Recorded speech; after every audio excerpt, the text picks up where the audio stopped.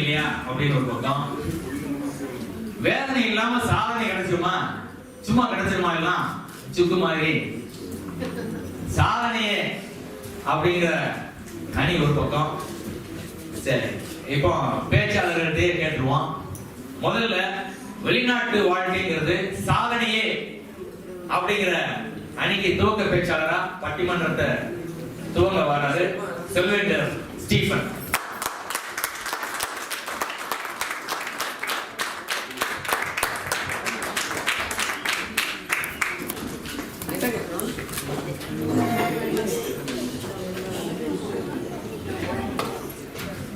அவையோர் அனைவருக்கும் மாலை வணக்கத்தை தெரிவித்துக் கொள்கின்றேன். சொல்வேந்தர் சொந்தங்களே, இந்த மேடையை அலங்கரித்துக் கொண்டிருக்கின்ற நற்றமிழ் நாயகர் பட்டிமன்ற நடுவர் அவர்களே, இந்த கத்தார் நாட்டுக்கு வந்து பல சாதனைகளை படைத்து சிறந்த பேச்சாளர்களாக இந்த மேடையில் அமர்ந்திருக்கின்ற எண்ணணி பேச்சாளர்களே, எதிரணி பேச்சாளர்களே, அனைவருக்கும் வணக்கம். நடுவரையா, எனக்கு ஒரே குழப்பமா இருக்கு நடுவரையா. நான் ஒரு தெளிவோட வந்தேன், வெளிநாட்டு வாழ்க்கை சாதனையே அப்படின்னு ஒரு தெளிவோட வந்தேன். ஏன்னா நீங்களும் ஒரு சாதனை நாயகர், இந்த அவையில எத்தனையோ சாதனை புரிந்தவங்க அமர்ந்திருக்காங்க சாட்சிகளாக. அதனால ஒரு தெளிவோட வந்தேன். ஆனா சாதனைகளை படைத்த எதிரணி பேச்சாளர்கள் வேதனையில் பேச வந்திருக்காங்களே, இதனால எனக்கு ஒரு சந்தேகமா இருக்கு. இப்போ வந்து ஒரு தொம்மையெல்லாம் வந்து 10 வருடமா கத்தார்ல பாதுகாப்பு அதிகாரி சாதனைகளை படைத்திருக்காரு. அதுக்கப்புறம் பார்த்தீங்கன்னா சகாயமாலா அவர்கள் தமிழ் ஆசிரியை 18 வருடம் சாதனை, பறை அடிக்கிறது, சிலம்பம், அவங்க வீட்டுக்காரர் பாடு திண்டாட்டம், அவங்களும் பல சாதனைகளை படைத்தவங்க. பஷீர் ஐயா தமிழ் புலவர், சமூக ஆர்வலர், இப்படி பல சாதனைகளை படைத்து. நீங்க எத்தனை வருடம் ஐயா? நீங்க 27. இத்தனை வருடங்கள் சாதனை புரிந்துட்டு வேதனையில் பேச வந்திருக்காங்களே, இது என்ன? ஒருவேளை ஊர் கண்ணு பட்டு நினைக்கிறாங்களா? இல்லைன்னா ஊர்காரங்க கோயில் கூட நன்கொடை வாங்கிறாங்க நினைக்க வச்சுக்காங்களா? ஒண்ணுமே புரியல நடுவர்களே. இருக்கலாம், பாப்போம் போக போக எப்படி வருதுன்ட்டு. என்ன வளம் இல்லை இந்த திருநாட்டில், என் கையை ஏந்த வேண்டும் வெளிநாட்டில். சொந்த பக்கமே பந்து அடிக்க நினைக்காதீங்க, பாட்டை நல்ல கவனிங்க. என்ன வளம்? எண்ணெய் வளம். எண்ணெய் வளம் இல்லை நம்ம திருநாட்டில், கொஞ்சம் குறைவா தான் இருக்கு.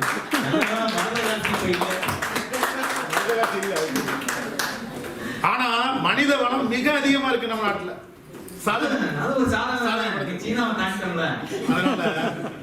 மனித வளம் அதிகமா இருக்கு, படிப்புக்கு ஏற்ற வேலை இல்லை, வேலைக்கு ஏற்ற ஊதியம் இல்லை, வறுமையில் வாடுறாங்க குடும்பம். நம்ம நாட்டில் வந்து நம்ம வெளிநாட்டுக்கு வர வேண்டிய ஒரு சூழ்நிலை, நம்ம அங்கே வந்து வேலை பார்த்து நம்ம பொருளாதாரத்தை உயர்த்த வேண்டிய ஒரு சூழ்நிலை இருக்கிறதுனால நம்மளாம் வெளிநாட்டுக்கு வந்திருக்கோம். இதில் என்ன தப்பு இருக்கு? அதுவும் வெளிநாட்டில் வந்து நம்ம மட்டுமா பொருளாதாரத்தில் முன்னேறி இருக்கோம், நம்ம நாடும் நம்மளால பொருளாதாரத்தில் முன்னேறி இருக்குது இல்லையா? வெளிநாட்டில் போய் இப்படி சாதனை படைக்கிறது நமக்கு ஒன்றும் புதிது இல்லையே. 5000 வருஷம் 4000 வருடங்கள் முன்பே நம்ம தமிழ் மன்னர்கள் தமிழர்கள் உலகம் எங்க போய் சாதனை படைச்சிருக்காங்க தெரியுமா? கம்போடியால அவங்க கட்டின கட்டடம் இன்னைக்கு வரைக்கும் கம்பீரமா நிக்குது. இவங்க பார்த்துருக்காங்களா, கேள்விப்பட்டிருக்காங்களா தெரியல. பாருங்க, நம்ம போதி தர்மர் சீனாவில் போய் நம்ம அடிமொழியெல்லாம் சொல்லி கொடுத்துருக்காரு, எவ்வளவு பெரிய சாதனை படைச்சிருக்காரு. இதுவரையும் கடவுளா வணங்குறானே. கோட்கையினுடைய முத்து ரோமாபுரி மகாராணியுடைய கிரீடத்தில் இருக்கிறது என்றால் இதற்கு மேல் என்ன சாட்சி உண்டு? நம்முடைய இந்தியர்கள் சென்று உலகமும் சாதனை படைத்தார்கள்.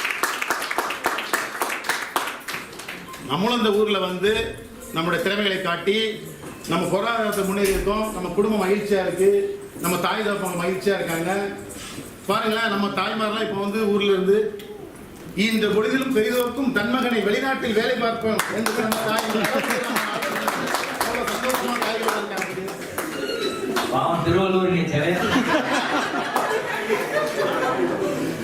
அது மட்டுமல்ல நடுவர்களே, வெளிநாட்டுல வந்து நம்முடைய குணம் மாறி நல்ல குணம் வந்திருக்கு, நமக்கு நற்குணங்கள் பல வந்திருக்கு. பாத்தீங்களா, ஊர்ல இருக்கும்போது வாக்கியா தகராறு, வரப்பு தகராறு, ஒரு பரந்த மனப்பான்மையில புரிய மனப்பான்மை, கோபம், பொறுமை கிடையாது.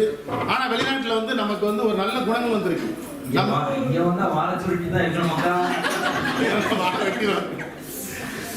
பாருங்க, இங்க வந்து நமக்கு நம்ம ஊர்ல நிறைய ஜாதி மதம் சாதி சங்கங்கள் இருக்கு. இங்க வந்து நம்ம அப்படியே இருக்கோம்.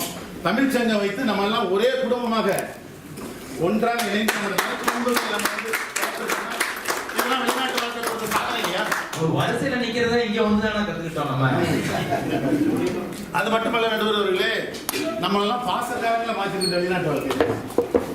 ஆமா, இப்போ சிங்கமா தான் அம்மாவோட ஞாபகம் வந்துச்சு. அம்மா பாசம் பட்டாத்தானே தெரியல.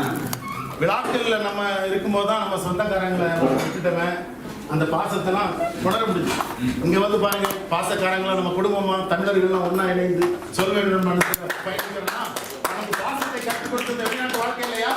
சாதனை தானே. எவ்வளவு பெரிய சாதனை பண்ணுங்க. அது மட்டுமா, வெளிநாட்டுல வந்து நம்ம பல நாட்டு மக்களோட சேர்ந்து பணிபுர முடியும். இந்த பாருங்களேன், நான் தூத்துக்குடி மாவட்டத்தை விட்டு வெளியே வந்ததே கிடையாது. இப்போ நமக்கு உலகமெங்கும் நண்பர்கள் இருக்காங்கன்னு பார்த்தீங்கன்னா, ஹூஸ்டன் டெக்சாஸ்ல இந்த குடும்பம் நமக்கு ரொம்ப வேலை கொடுத்துச்சு. அது வேற குடும்பம் தானே. அது மட்டும் ஐரோப்பாவுக்கு போகும்போது கூட்டாளி ஒருத்தர் எங்க வீட்டுல தான் தங்கணும் அப்படின்னு சொல்லிட்டாரு ஐரோப்பாக்காரர். அந்த அளவுக்கு உலகமெங்கும் நண்பர்கள் வருவார்களே. இது மட்டுமா, தாய்லாந்துல கூட நமக்கு நண்பர்கள் இருக்காங்க தெரியுமா? உங்களை மாதிரி என்னமே அழகான இளைஞர்களுக்கு நண்பர்கள் இருக்க இயற்கை தானே. பெண் நண்பர்கள் கொஞ்சம் கவனமா தான் பேசுறேன், அவங்க வேற வந்திருக்காங்க. அது சரி. அது மட்டுமல்ல, வெளிநாடுல வந்து நம்முடைய உணவு முறைகளை வெளிநாட்டுக்காரங்க சாப்பிடுறாங்க. நம்மளும் வந்து வெளிநாட்டு உணவுகளெல்லாம் சுவைக்கக்கூடிய ஒரு வாய்ப்பு கிடைச்சிருக்கு. பார்த்தீங்களா, இந்தோனேசியா நண்பர் ஒருத்தர் வந்து ஒரு இனிப்பை கொண்டு வந்து கொடுத்தாருங்க. அதை தின்னு பார்த்தா நம்மளோட ஓலப்பழக்கிட்டேன் அவங்க சோளத்தட்டையில வச்சு செஞ்சிருக்காங்க. அது மட்டுமா, பிலாஃபில், குனாஃபா, கபாப்பு, மஜ்பூ, மந்தீஸ், இந்த தொம்மையெல்லாம் இருக்காருல்ல, ஊருக்கு போகும்போது அங்கே போய் குனாஃபா இருக்காரு. அது மட்டும் இல்ல, மாப்பிள்ள மந்தி மந்தி சொல்றாரு. சுட்ட கோழி நூல்ல 10 ரூபாய்க்கு தள்ளுபடி 2 கோழி அடிக்கிறது. அப்புறம் இங்க வந்து வேதனை வேதனை. இதெல்லாம் ஒரு சாதனை இல்லையா? பல நாட்டு உணவுகளை உண்றது ஒரு சாதனை இல்லையா? ஒரு படத்துல மணிமேல் துபாயில இருந்து முயற்சி பண்ண வருவாங்க. பேச்சாளருக்கும் எதிரணி பேச்சாளருக்கும் முதற்கு என்னுடைய வணக்கத்தை தெரிவித்துக் ஒரு நாள் 7 நாள் போல் செல்லும் சென்றார் மறுநாள் வைத்து இயங்குவோருக்கு 1269 குரல். வெளியூர் போனவர் திரும்பி வரும் நாளை நினைத்து இயங்குவோருக்கு ஒரு நாள் 7 நாள் போல மெல்ல நகர்கிறது. சொர்க்கமே என்றாலும் அது நம்மூர போல வருமா? ஆனா என்னாடு என்றாலும் அது நம் நாட்டுக்கு இடாதுமா. தலைவர் தீர்ப்பு நம்ம பக்கம் தான். நீங்களே பாட்டீங்க. பாட்டு பிடிச்ச பாட்டு தம்பி, அதுக்காக பாடுங்க. ஐயா, உங்ககிட்ட என்னுடைய வேதனையை நான் சொல்லணும். நான் முதல்ல எப்படி துபாய்க்கு போனேன்னா, எங்க அம்மாவுடைய திருமங்கலத்தை அடமானம் வைத்து ஒரு 70,000 ரூபாய் அதிலிருந்து வாங்கி முகவட்டை கட்டி அதுக்கப்புறம் தான் துபாய் வந்து சேர்ந்தேன். துபாய்க்கு போனா ஒரு ஆரம்பித்தாங்க செவுட்ல தங்க இருக்கு. சரி சொல்லிட்டு ஒரு 8 பேர் தங்கக்கூடிய ஆளு. ஒரே அறையில 8 பேரு. ஆமா, அது எனக்கு வந்து மேல்கட்டு நம்ம ரொம்ப ராசியான ஆளு. அதனால இப்போ மேல்கட்டு தான் கிடைக்கும். மேல்கட்டுனா இந்த சின்ன பிள்ளைய படுக்கிறதுக்கு 2 வச்சிருப்பாங்களே மேலே அல்வா, அதே மாதிரி மேல்கட்டு. இரவு வந்து கழிவறைக்கு போகணும்னா கூட ஒரு ஏணி வழியா இறங்கி தான் கழிவறைக்கு போனோம். போகும்போது 10 நாள் வலிக்கு தலையில் விழுந்து. ஆனா இதெல்லாம் எங்க சாதனை பண்ணுவோம். வேற இருந்து கீழே விழுந்தது, நீங்க கீழே விழுந்தது அவங்களுக்கு சாதனை இருக்கா? இப்போ ஊர்ல பாத்தீங்கன்னா எங்க அம்மா என் தங்கி ஒரு அறையில, நான் ஒரு அறையில, எங்க அண்ணன் ஒரு அறையில, ஏன்னா தனிமையில ஒரு அறையில படுத்து விழுந்தோம். ஆனா இங்க வந்த பிறகு இருந்து அதான் ஒரு அறை தான் மண்ணடியில கைத்துக்கட்டுல போட்டு படுக்கிற சுகம் இருக்கு. நான் மத்தியானம் நேரம் தூங்கிருக்கேன். சாயங்காலம் 6 மணி 7 மணி அந்த அளவுக்கு சுகமா மறுநாள் காலையில காலை உணவுக்கு போனோம். பட்டமா 2 கையில கொடுத்தாங்க. என்னன்னு எனக்கு தெரியல. அப்புறம் பக்கத்துல ஒரு தேநீர் கோப்பை இருந்தது. பார்த்தா சப்பாத்தி மாதிரி இருக்குன்னு பார்த்தா சப்பாத்தி இல்லை. சரி ஒரு பிச்சு தின்னு பார்ப்போம் அப்படின்னு கொஞ்சம் தின்னு பார்த்தேன். தின்னு பார்த்தா தொண்டை கீழே வர மாட்டேங்குது, வெளியே வர மாட்டேங்குது. என்ன கேட்டா அதான் புதுசா. கடைசியில பார்த்தா அத கேட்டீங்கல முக்கியம் திங்கணுமா அத போதும் வச்சு ஆமா. அதுக்கு தான் சாப்பிடுறேன். முதல்ல சாப்பிட்டா தொண்டில விக்கி கொடுக்கல. ஆமா. இப்போ நீங்க நம்ம ஊர்ல வந்து என்ன சாப்பிடுறீங்க? பூரி, பொங்கல், இட்லி, தோசை நமக்கு பிடிச்சதுதான். புரிஞ்சது. ஆனா பல நாள் அங்க பட்டி இருக்கு. காலை உணவே எனக்கு கிடையாது. ஏன்னா அந்த பூசை திரியவும் தெரியுது. அந்த அளவுக்கு இருக்கும். என்ன பண்றது? கொழும்பு கொழும்புன்னு இருக்க வேண்டியது. ஆனா நான் எதிரே பத்தி கேட்கிறேன். உங்களுக்கு பசியா என்ன தெரியுமா? பசியை நீங்க இது அறிஞ்சிருக்கீங்களா? ஏன்னா இவங்கெல்லாம் நினைக்கிற நேரம் கிடைக்கிறத சாப்பிடுறாங்க. ஆனா நம்ம அப்படி இல்லை. நம்மளுக்கு 3 நேரம் சாப்பாடு. இதனால ரொம்ப கஷ்டம். இது விடுங்க. ஒரு பண்டிகை, ஒரு கல்யாணம் இருக்கு. ஏன் ஒரு இறப்புக்கு கூட நம்மளால கலந்துக்க முடியாது. பணத்தை மட்டும் அனுப்பி வச்சுட்டு பேசாம இருக்க முடியல. இருக்க முடியலாம். இப்போ ஒரு பண்டிகை, ஒரு பிறந்தநாள், ஒரு திருவிழா இதெல்லாம் வந்து நம்ம ஊர்ல புது துணி எடுக்கிறோம். ஆனா இங்க பழைய துணியை தான் புது துணியா நாங்க பயன்படுத்திக்கிறோம். ஏன்னா அந்த காலத்துல நம்ம சேமிச்சு ஏதாவது ஒரு வீட்டுக்கு அனுப்ப முடியாதா அப்படிங்கிற ஒரு ஏக்கம் நமக்கு. 200 ரூபாய்ல அனுப்பி விட்டா சந்தோஷம் தானே நமக்கு. ஆமா. ஏன் நிலைமை எப்படின்னா எங்க அப்பா நிலைமை இதோட கொடுங்க. அவரு வெளியூர்ல தான் இருந்தாரு. அவரு வந்து கடிதம் அனுப்புவாரு. கடிதம் எழுதி அனுப்பும்போது அதெல்லாம் நாங்க பல நாள் திரும்ப திரும்ப அதெல்லாம் படிச்சிருவோம். படிச்சு அது மறுபடியும் கடிதம் வர வரைக்கும் அந்த நாங்க வந்து அந்த கடிதத்தை படிச்சிருக்கோம். அந்த கடிதத்தை என்ன செய்வோம்னா ஊர்ல ஒரு மூலையில ஒரு கம்பியை தொங்க போட்டு அதுல சேமிச்சிருப்போம். அந்த ஜன்னல் கதவுல தொங்க விட்டுருப்பாங்க. தொங்க விடுவாங்க. தொங்க விட்டு சேமிச்சு வைப்போம். ஏன்னா அடுத்த 1 வருஷத்துக்கு 2 வருஷத்துக்கு கடிதம் வந்து எங்கிட்ட பேசிக்கிட்டே இருக்கும். ஆனா இப்ப கடிதம் இல்ல. ஆனா அந்த கம்பி வந்து எங்க அப்பாவோட நினைவுகள் வந்து எங்களுக்கு சொல்லிட்டே இருக்கு.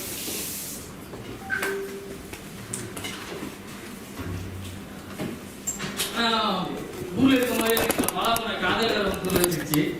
காதல் பாழா போனதா உங்களுக்கு? பலதான் போயிட்டேன்.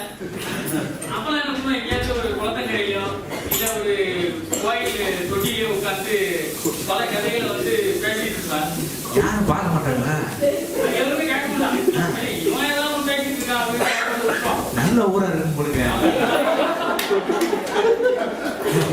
ஏன்னா அந்த அளவுக்கு நம்மளுக்கு வந்து அந்த சுதந்திரம் இருந்தது. ஆனா வெளிநாட்டுக்கு வந்ததுக்கு அப்புறம் நேரம் இப்ப நம்ம மணி இங்க வந்து 9 மணிக்கு வச்ச வீட்டுல வந்து இப்போ 11 மணி வீட்டுக்கு போனோம்னா என்ன ஆகும் நிலைமை யோசிச்சு பாருங்க. அந்த மாதிரி இருக்குது. ஆனா காலையில வேலைக்கு போனா சாயங்காலம் தான் வரும். அதனால இது பேசுறதுக்கு வந்து நேரம் நம்மளுக்கு கிடையாது. எங்க அறையில வந்து ஒரு கணினி ஒன்று இருக்குது. இந்த கணினில தான் எல்லாரும் பேசுவாங்க. நம்மளுக்கு வேற காதல் பிரச்சனை வேற. அதனால மெதுவாக தான் பேசணும். மெதுவாக பேசும்போது என்ன கேட்கணும் இருக்கான். பக்கத்து வீட்டில் படுத்துருக்கவனுக்கு இது கொஞ்சம் அந்த முடங்கும் போது அவனுக்கு கொஞ்சம் இதாகும். பொறாம தம்பி, அவனுக்கு காதலி கிடைச்சிருக்க மாட்டான். ஆமா, பழைய அப்படிதான். ஆமா, நீ காதல் பண்றது எங்க எல்லாம் கிடைச்சதா போய் வெளியே பேசல அப்படிமா. இதனால பல சண்டை கிடைக்கல. நம்ம காதல்னாலே சண்டை வரும். சண்டை வரும்போது அழுக வரும். அழுக வரும்போது யாரை சொல்லிடலாம் முடியும்? தலைவலிக்கு தான் சொல்லிடலாம். ஆனா அதெல்லாம் நம்மளுக்கு ஆறுதல் சொல்ல முடியாது. காதலிக்கும் போதே சண்டை வந்துருச்சா? வருங்கல்ல. எனக்கு அனுபவம் இல்லை. சரி, இதுதான் விதி தெரிஞ்சு போலாம். சரி, கல்யாணம் முடிஞ்ச பிறகு கொஞ்சம் நிம்மதியா இருக்கலாம்னு பார்த்தா கல்யாணம் முடிஞ்ச பிறகு நிம்மதியா?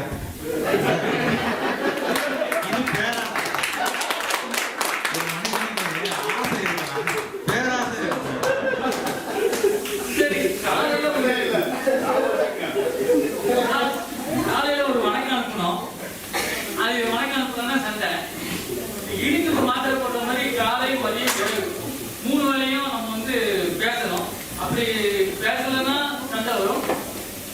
பேச என்ன ஆகும்? வாட்ஸ்அப் முழுக்க ஒரே செய்தியா தான் இருக்கும்.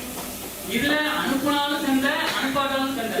நீங்க நிறைய போறீங்களா? இப்பதான் அந்த குட் மார்னிங் குட் நைட் நிறைய அனுப்புறாங்க. அதுல ஒண்ணு அனுப்பி விட்டுற வேண்டியதானே?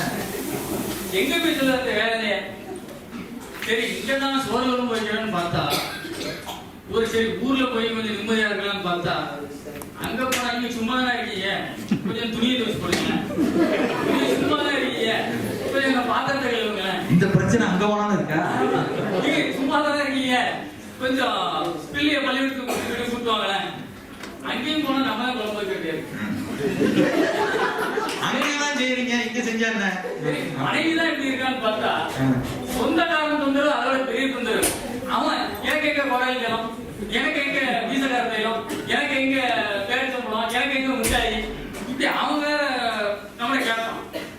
பிரச்சனைகளை அவன் வேற. அவங்க நான் பணம் என்ன மரத்தையா கேட்குது. போன உடனே பறிச்சு பெட்டில அடிக்கி உடனே சரின்னு சொல்லிட்டு அவனுக்கு முட்டாய் எல்லாம் வாங்கிட்டு போறதுக்கு நம்ம வியாபார வெயில குளிர்லையும் கஷ்டப்பட்டு நம்ம சம்பாதிக்கிற பணம் அது அவங்களுக்கு தான் புரியலன்னா எதிரணிக்காரங்களுக்கும் புரியல. இது நான் எங்க போய் சொல்லுவேன்? குடும்பம் கோயிலுக்கு போனா அங்க ஒரு குடும்பம் திங்குன்னு அடிச்சான். அந்த கதையா இருக்கு. இவங்க அதுவும் தலையை விரிச்சு போட்டு கடைசியா ஒண்ணு ஞாபகம் வருது. என்ன இருந்தாலும் இது அடுத்த வீடு. அவங்க சொல்லப்படிதான் நம்ம கேட்கணும், அவங்க சொல்லப்படிதான் நம்ம இருக்கணும். நம்ம வீடுனா நம்ம சுதந்திரமா இருக்கலாம், சந்தோஷமா இருக்கலாம். அதனால வெளிநாட்டு வாழ்க்கை வேதனையே வேதனையே வேதனையே என்று சொல்லி வாய்ப்பு நன்றி கூறி பேசுகிறேன். இவருக்கு உள்ளூர்ல காதலிக்கும் போது கூட பிரச்சனை இல்லையா, வெளியூர்ல வந்து அந்த கூட இருக்கிற அறையில உள்ளவன் பேசுனா சத்தம் போட்டிருக்கான் உங்களுக்கு. அது மட்டுமா ஊர்ல ஓடாது நிம்மதியா இருக்க விடுறாங்களா? முறைக்குன்னு போறோம், அங்கேயாவது ஒரு ஓய்வு எடுக்கலாம்னு பார்த்தா வீட்டுக்காரமா சும்மா தானே இருக்கீங்க போயிட்டு வாங்க அப்படிங்க. சரி, இப்ப சாதனையே அப்படிங்கிற அன்னைக்கு 2வது பேச்சாளர் வராரு சொல்வேந்தர் எம்டி சார்.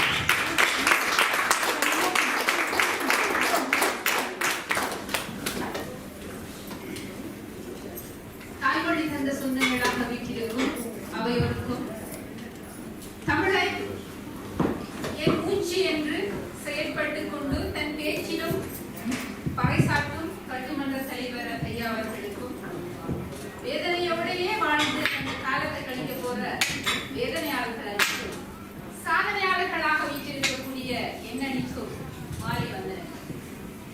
ஐயா, எனக்கு ஒரு சந்தேகமே. நம்ம தலைப்பு வெளிநாட்டு வாழ்க்கை வேதனையா சாதனையா, அப்படித்தானே? அப்படித்தான் நான் இது வரைக்கும் நினைச்சுக்கிட்டு இருக்கேன்.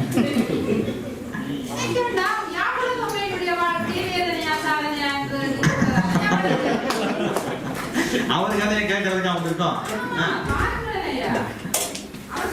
அவருடைய தாயுடைய திருவாங்கல்யத்தை கொடுத்துதான் துபாய்க்கு போறதா?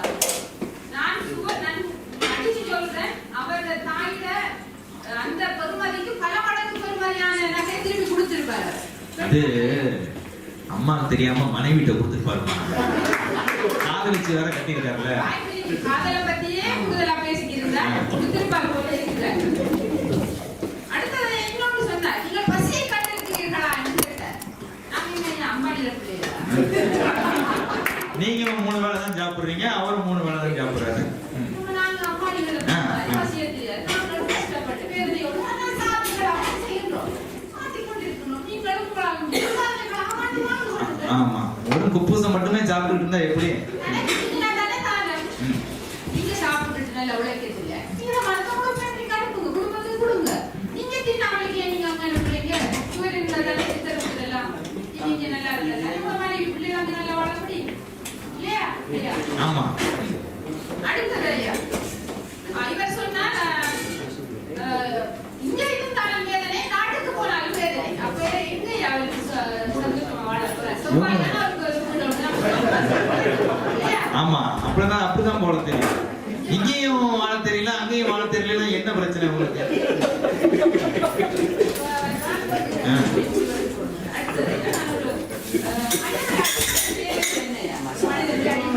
உண்ண உணவு, உடுக்க உடை, உறைவிடம்.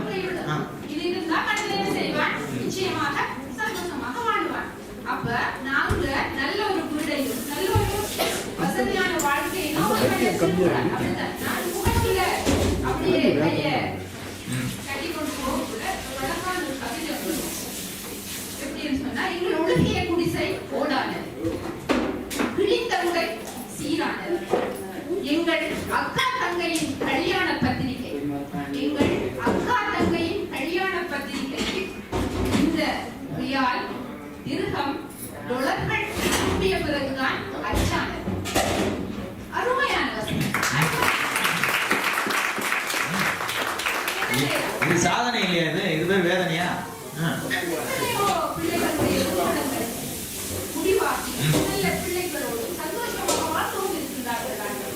நீங்கள் அங்கே இருந்து நல்ல முறை முடியும் ஐயா. கண்டிப்பா முடியாது. கடனை உடனே வாங்கி தான் ஆகணும் அங்க இருந்தா. அதே சமயத்துல அங்க இருக்கேன்னு நீங்க வாரீங்க. அங்கே இருந்திருக்கலாமே வேதனைன்னு சொல்லி நான் அங்கே இருந்திருக்கேன். ஒரு ஃப்ளைட்டை போட்டு ஒரு டிக்கெட்டை போட்டு இவ்வளவு கஷ்டப்பட்டீங்க வேதனை 10 வருஷமா இங்க இருந்துட்டு போகவும் மாட்டாங்க. ஆனா வேதனை அடுத்தது இன்னொரு சொல்றாங்களே அது என்ன? அது வந்துமா ஊர்ல பஞ்சம் வந்துச்சுன்னா அடுத்த ஊருக்கு பஞ்சம் முளைக்க போவாங்க. போயிட்டு அங்க கொஞ்சம் காசு பணம் சேர்த்துட்டு பழையபடி இந்த ஊருக்கே வந்துடுவாங்க. அந்த மாதிரி நம்ம ஊர்ல வேலை வெட்டி கிடைக்காதவங்க நம்மள மாதிரி ஆளுங்க இங்க வந்துட்டு சம்பாதிச்சு பணத்தை முடிஞ்ச அளவு வெளியே அனுப்புறோம். அப்படி நம்ம நாட்டுக்கு அனுப்புறது நாட்டுக்கு பயனா பயன் இல்லையா? நாட்டு பொருளாதாரத்துல இது ஒரு பெரிய பங்கு இல்ல. உங்களுடைய நாட்டினுடைய பொருளாதாரத்தை தீர்மானிக்கக்கூடிய ஒவ்வொரு சக்திகளாக நீங்கள் உருவாக்கி கொண்டிருக்கிறீர்கள் என்கிறது உண்டு. வெளிநாட்டுல இருந்து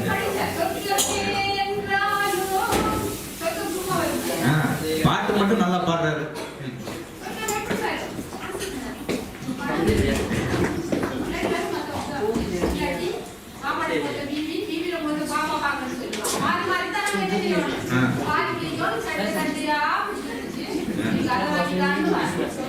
இவ்வளவு பணத்தை அனுப்பினாலே பிரச்சனை வருது. மனைவி விடுவாவா? நம்ம என்னுடைய மனைவி வீட்டுக்குள்ளேயே விட மாட்டாங்க. அந்த மாதிரி திரும்பி போய்த்துருங்கன்னுவா. சரி ஒரு மாதம் சொல்லி நாட்டுக்கு போய் தர்றாங்க. போய் நின்றுட்டா எப்படா லீவு முடியுது திரும்ப போய் தரலாம் அப்படித்தானே இருக்கும். அங்க வந்து சொல்ல திருமணத்துக்கு போனாலும் நம்ம பேசுறதை கேட்பாங்க. அங்க பாக்கி கொடுக்க குழம்பையும் அங்க கழுகுற உடுப்பை நம்ம தனியா வந்து வெளிநாட்டுல கழுகலாமே ஓடியே வந்துருவாங்க ஐயா. இதுல உங்களுக்கு வேதனை வரும். இங்கேயாவது ஒரு ஆளுக்கு அங்க போன குடும்பத்துக்கே செய்யணும். குடும்பத்துக்கே செய்யணும். அப்ப இந்த வேதனை என்ன? நாங்கள் சாதனைகளாக நாம் ஆடிக்கொண்டிருக்கின்றோம். ஒரு நாட்டினுடைய கலாச்சாரம் பாரம்பரியம் உணவு உடை எல்லாம் இன்னொரு நாட்டுக்கு நாங்கள் எவ்வாறு அறிமுகப்படுத்துவது? கத்தார் நாட்டில் தமிழர்களுடைய பண்பாடு என்ன? தமிழர்கள் என்ன வகையான உடைகளை உடுப்பார்கள், எவ்வகையான உணவுகளை உண்பார்கள் என்பதை நாங்கள் எங்களுடைய செயல்கள் மூலமாக காட்டிக் கொண்டிருக்கிறோம். ஐயா நான் 6 மாதத்துக்கு முதல் எக்ஸ்போ போயிட்டு தான் ஐயா கத்தாரில். அதில் நான் தன்னார்வ தொண்டராக வேலை செய்து கொண்டிருந்தேன் ஐயா. பலதரப்பட்ட நாடுகளைச் சேர்ந்தவர்களை நான் சந்தித்திருக்கிறேன்.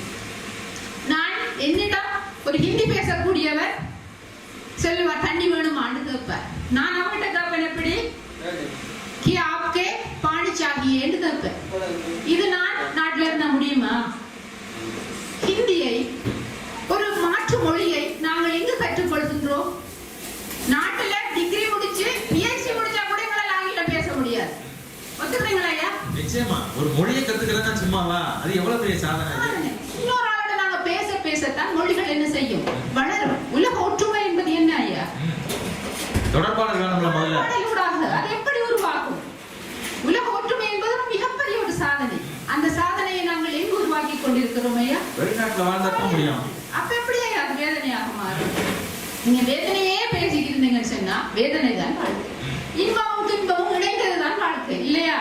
இன்பத்தையே நாங்கள் அனுபவிச்சுக்க இருக்க முடியாது, துன்பத்தையே நாங்கள் என்ன செய்ய முடியாது, அனுபவித்துக் கொள்ள முடியவே முடியாது. இன்பமும் துன்பமும் இணைந்ததுதான் வாழ்க்கை.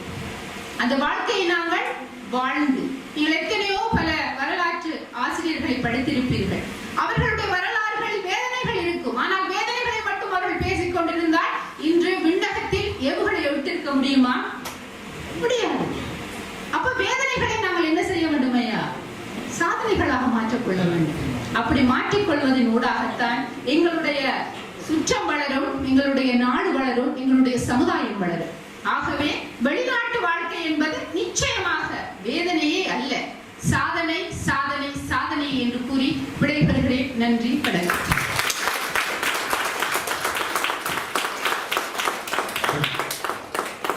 யாவுக்கு சரியான பதிலடி கொடுத்தாரு. நாட்டு பொருளாதாரத்துக்கு ஒரு பங்கு வகிக்கிறோம், நம்மளான ஒரு பங்கு கொடுக்குறோம் அப்படின்னா அது சாதனை தானே, நிச்சயமா சாதனை தான். வேதனையே அப்படிங்கிற அன்னைக்கு அடுத்த பேச்சாளராக வராரு சொல்வேந்தர் சகாயமாலா.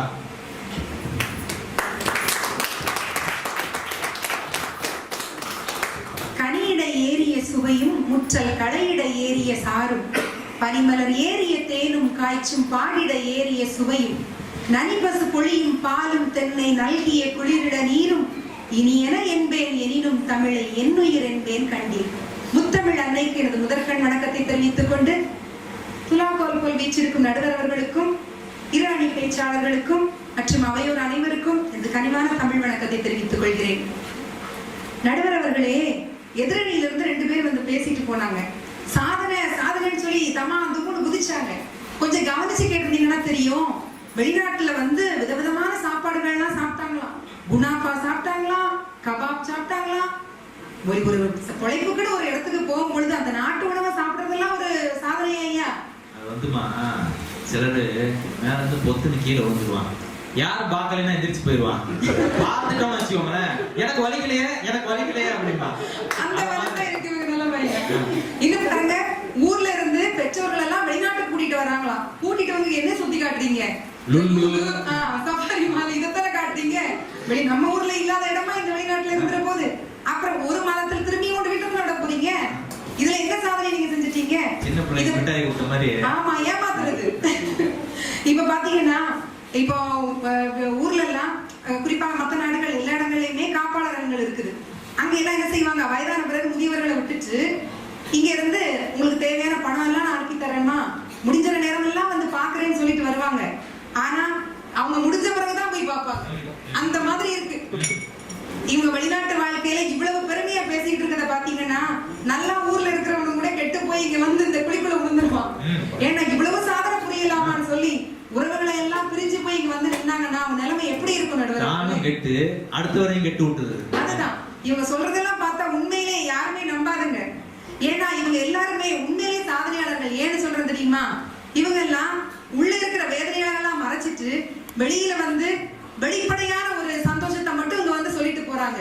அவங்க உள்ளுக்குள்ளதான் இருக்கு தெரியும் அவங்களுக்கு இருக்கிற வேதனை எல்லாம். அதனால அந்த விதத்துல நீங்க என்னவோ சாதனையாளர்கள் தான். பொய் சொல்றதே ஒரு சாதனை ஆகிட்டாங்க. ஆமா, அதான் அந்த நடுவர்களே. இப்ப பாத்தீங்கன்னா இம்திசா அம்மா வந்து சொன்னாங்க, நாடுகள் எல்லாம் ஒற்றுமையா வச்சிருக்குதான், குடும்பத்தையே ஒற்றுமையா பார்க்க தெரியல, இதுல நாடுகள் எல்லாம் ஒற்றுமையா இணைக்கிற வச்சு என்ன செய்ய போறோம்? நம்ம முதல்ல வீட்டுக்காரோட சண்டை விடாம இருக்கமா, ஒற்றுமையை பத்தி பேசலாம். வீட்டை பார்க்காம நாட்டை பாக்குறோமா நம்ம? சரி, வெளிநாட்டு வாழ்க்கைன்னா என்னங்க ஐயா? வெறுமனே ஒரு தங்க முலாம் பூசப்பட்ட வாழ்க்கை தான் அந்த வெளிநாட்டு வாழ்க்கை. பாக்குறதுக்கு என்னவோ பளபளன்னு இருக்கும். ஆனா அதை வாழ்றவனுக்கு தான் தெரியும் அதுல இருக்கக்கூடிய வலியும் வேதனை என்ன அப்படின்னு. நான் வந்து இங்க பளபளப்பா இருக்கிறவங்களை பத்தி நான் சொல்ல வரல. நூத்துக்கணக்கான பேர் மட்டும் இல்ல, கணக்கான மக்கள் வந்து தன்னுடைய பெற்றோர்களை விட்டுட்டு, மனைவியை விட்டுட்டு, பிள்ளைகளை விட்டுட்டு இங்க பிரிஞ்சு வந்து இருந்து கஷ்டப்பட்டுட்டு இருக்கிறாங்களே, அவங்களுக்காக தான் நான் பேச வந்திருக்கிறேன். இப்போ ஒரு கிளியை நம்ம வளர்க்கிறோம், அழகான ஒரு தங்க கூண்டுல வச்சு வளர்க்கிறோம். அதுக்கு தேவையான பால், பழம், தண்ணி எல்லாமே கொடுக்குறோம். நம்ம எங்கெல்லாம் போறோம் அந்த கூண்டை எடுத்துட்டு போய் எல்லா இடமும் சுத்தி காட்டுறோம். அந்த கிளிய கூண்டுக்குள்ள அழகான வளையங்கள் எல்லாம் கட்டி விட்டு அதுக்கு விளையாடுறதுக்கெல்லாம் ஏற்பாடு செய்யறோம். அந்த கிளி வந்து விளையாடுறது, குதிக்குது, எல்லாம் செய்யுது. அதை பாக்குறதுக்கு என்னவோ அது மகிழ்ச்சியா இருக்கிற மாதிரி தோணும். நமக்கு தான் அது மகிழ்ச்சியா இருக்கும். உண்மையிலே அந்த கிளி மகிழ்ச்சியா இருக்குமா நடுவர்களே? கிளினா மரத்துல கூடு கட்டி சக கிளிகளோட கிச்சி கிச்சி கிச்சி சத்தம் போட்டு சுதந்திரமா இருக்கணும். அதுதான் வந்து கிளிக்கு வாழ்க்கை. அதுதான் அது வந்து தன்னினத்து பறவைகளோட சுதந்திரமா தெரிஞ்சிட்டு இருந்தாலும் அது மகிழ்ச்சியா இருக்க முடியும். அதை விட்டுட்டு எனக்கு எல்லாமே பால் கிடைக்குது, பழம் கிடைக்குதுன்னு உள்ளவே இருந்தா அது மகிழ்ச்சியா இருக்குமா? வேதனையா தானே இருக்கும். அதுல அதை சும்மா வச்சிருப்பான்னு நினைக்கீங்களா? நாக்க கீறி விட்டு கூட பேசும்பா. என்னென்ன கொடுமைலாம் நடக்குது பாருங்க நடுவர் அவர்களே. இது மட்டுமா? இப்ப இந்த வெளிநாட்டு வாழ்க்கை வந்து இப்படி கூண்டுக்குள்ள அடப்பட்ட கிளி மாதிரிதான் நம்ம நண்பர்கள்லாம் இங்க சிக்கிக்கிட்டு இருக்கிறாங்க. ஒரு அவசரத்துக்கோ ஒரு நல்லது கெட்டதுக்கோ எதுக்காவது ஊருக்கு போக முடியுமா? போக முடியாது. இது மட்டும் இல்ல, இப்ப வந்து உடம்பு சரியில்லைன்னு வச்சுக்கோங்களேன், இங்க தனியா இருக்கிறாங்க, உடம்பு சரியில்லை, ஊர்ல இருந்தாவது நம்ம உறவுக்காரங்க பார்ப்பாங்க, அம்மா அப்பா பார்ப்பாங்க, பாக்குறதுக்கு எத்தனையோ பேர் இருக்காங்க. இப்ப இடையில எல்லாம் அந்த கொரோனான்னு ஒரு நோய் வந்துச்சு. அந்த நோய் வந்த உடனே இங்க இருக்கிற தனியா வேலை செய்யறவங்களோட நிலைமை எப்படி இருந்திருக்கணும் கொஞ்சம் நினைச்சு பாருங்க நடுவர் அவர்களே. ஆணி அடிச்ச மாதிரி இங்கேயும் அங்கேயும் நகர முடியாம ஆயிடுச்சுல. அதுதான், எங்கேயுமே ஒரு பராமரிப்புக்கு ஒரு ஆள் கூட இல்லாம தனியா இருக்கிறது எவ்வளவு ஒரு வேதனையான விடையாடுவாங்க. இப்ப பாத்தீங்கன்னா இவங்க எல்லாம் சொல்றாங்க பெரிய சாதனைகள் புரிஞ்சோன்னு, தன்னை பெற்றவர்களை பார்க்க முடியாத அளவுக்கு ரொம்ப என்ன சொல்றாங்க, கடுமையா உழைச்சிட்டு இருக்காங்க, உழைப்புன்னு. ஆனா இவங்க ஊர்ல வந்து கஷ்டப்படுற மாதிரி நான் ரொம்ப உழைக்கிறேன்னு சொல்றது. ஆனா இங்க பாத்தீங்கன்னா என்னென்ன சொல்றாங்க பாருங்க, நாங்க அதை சாதிச்சுட்டு இருக்கிறோம், இதை சாதிச்சுட்டு இருக்கிறோம். வீட்டுல உள்ளவங்க எல்லாம் வேதனையில இருப்பாங்க, ஐயோ பிள்ளை வெளிநாட்டுல கஷ்டப்பட்டு வேலை செய்யறானேன்னு. இவங்க என்னடானா இங்க வந்து நாங்க இருக்கிறாங்க, அவங்க கஷ்டத்தை மறந்துகிட்டு. இது ஒரு புறம் இருக்க. இப்ப எடுத்துக்காட்டா எங்க ஒரு எடுத்துக்கோமே, எங்க அப்பா வந்து கிட்டத்தட்ட 25 வருடங்கள் வந்து சவுதி அரேபியால இருந்தாங்க. எங்க வீட்டுல எங்க அண்ணா முதல் குழந்தைய பிறக்கும் பொழுது கூட அவங்களால பார்க்க வர முடியல. ஒரு தகப்பனுக்கு வந்து தன்னுடைய குழந்தை பிறக்கும் பொழுது தான் தான் அதை முதல்ல கையில் எடுத்து அள்ளி கொஞ்சணும்னு நினைப்பா இல்லையா? அந்த ஒரு சின்ன மகிழ்ச்சி கூட இந்த வெளிநாட்டுல வாழக்கூடிய சகோதரர்களுக்கு கிடைக்கிறது இல்ல நடுவர் அவர்களே. இது வேதனை தானே. முதல் பிள்ளைய கையில வாங்குறதுன்னா அது எவ்வளவு பெரிய ஒரு சுகம். அது கிடைக்கலன்னா அப்புறம் என்ன இருக்கு வெளிநாட்டு வாழ்க்கையில? அதுதான் நடுவர் அவர்களே, அதை வந்து அந்த இடத்துல இருந்து புரிஞ்சவங்களுக்கு தான் தெரியும் இல்லீங்களா? இப்ப பாத்தீங்கன்னா வெளிநாட்டுல இருக்கிற மக்கள் எல்லாம் ரொம்ப மகிழ்ச்சியா இருக்கிற மாதிரி நம்ம காட்டிக்கிட்டே ஊருக்கு போறது. ஆனா அங்க போகும் பொழுது நம்மகிட்ட இருக்கிற வேதனைகள் எல்லாம் அங்க காமிக்கிறது கிடையாது. இதெல்லாம் அவங்க நினைச்சிட்டு என்ன செய்வாங்க, வெளிநாட்டுல இருந்து ஏதோ தங்கமும் பணமும் கொட்டுது போருக்கு, இவங்க வீட்டுல எந்த பிரச்சனையும் இல்லாம நிம்மதியா இருக்கிறாங்களே, அப்போ உண்மையிலே இவங்க மகிழ்ச்சியா தான் இருக்கிறாங்க போலுக்குன்னு ஒரு காட்சியை காட்டுறது.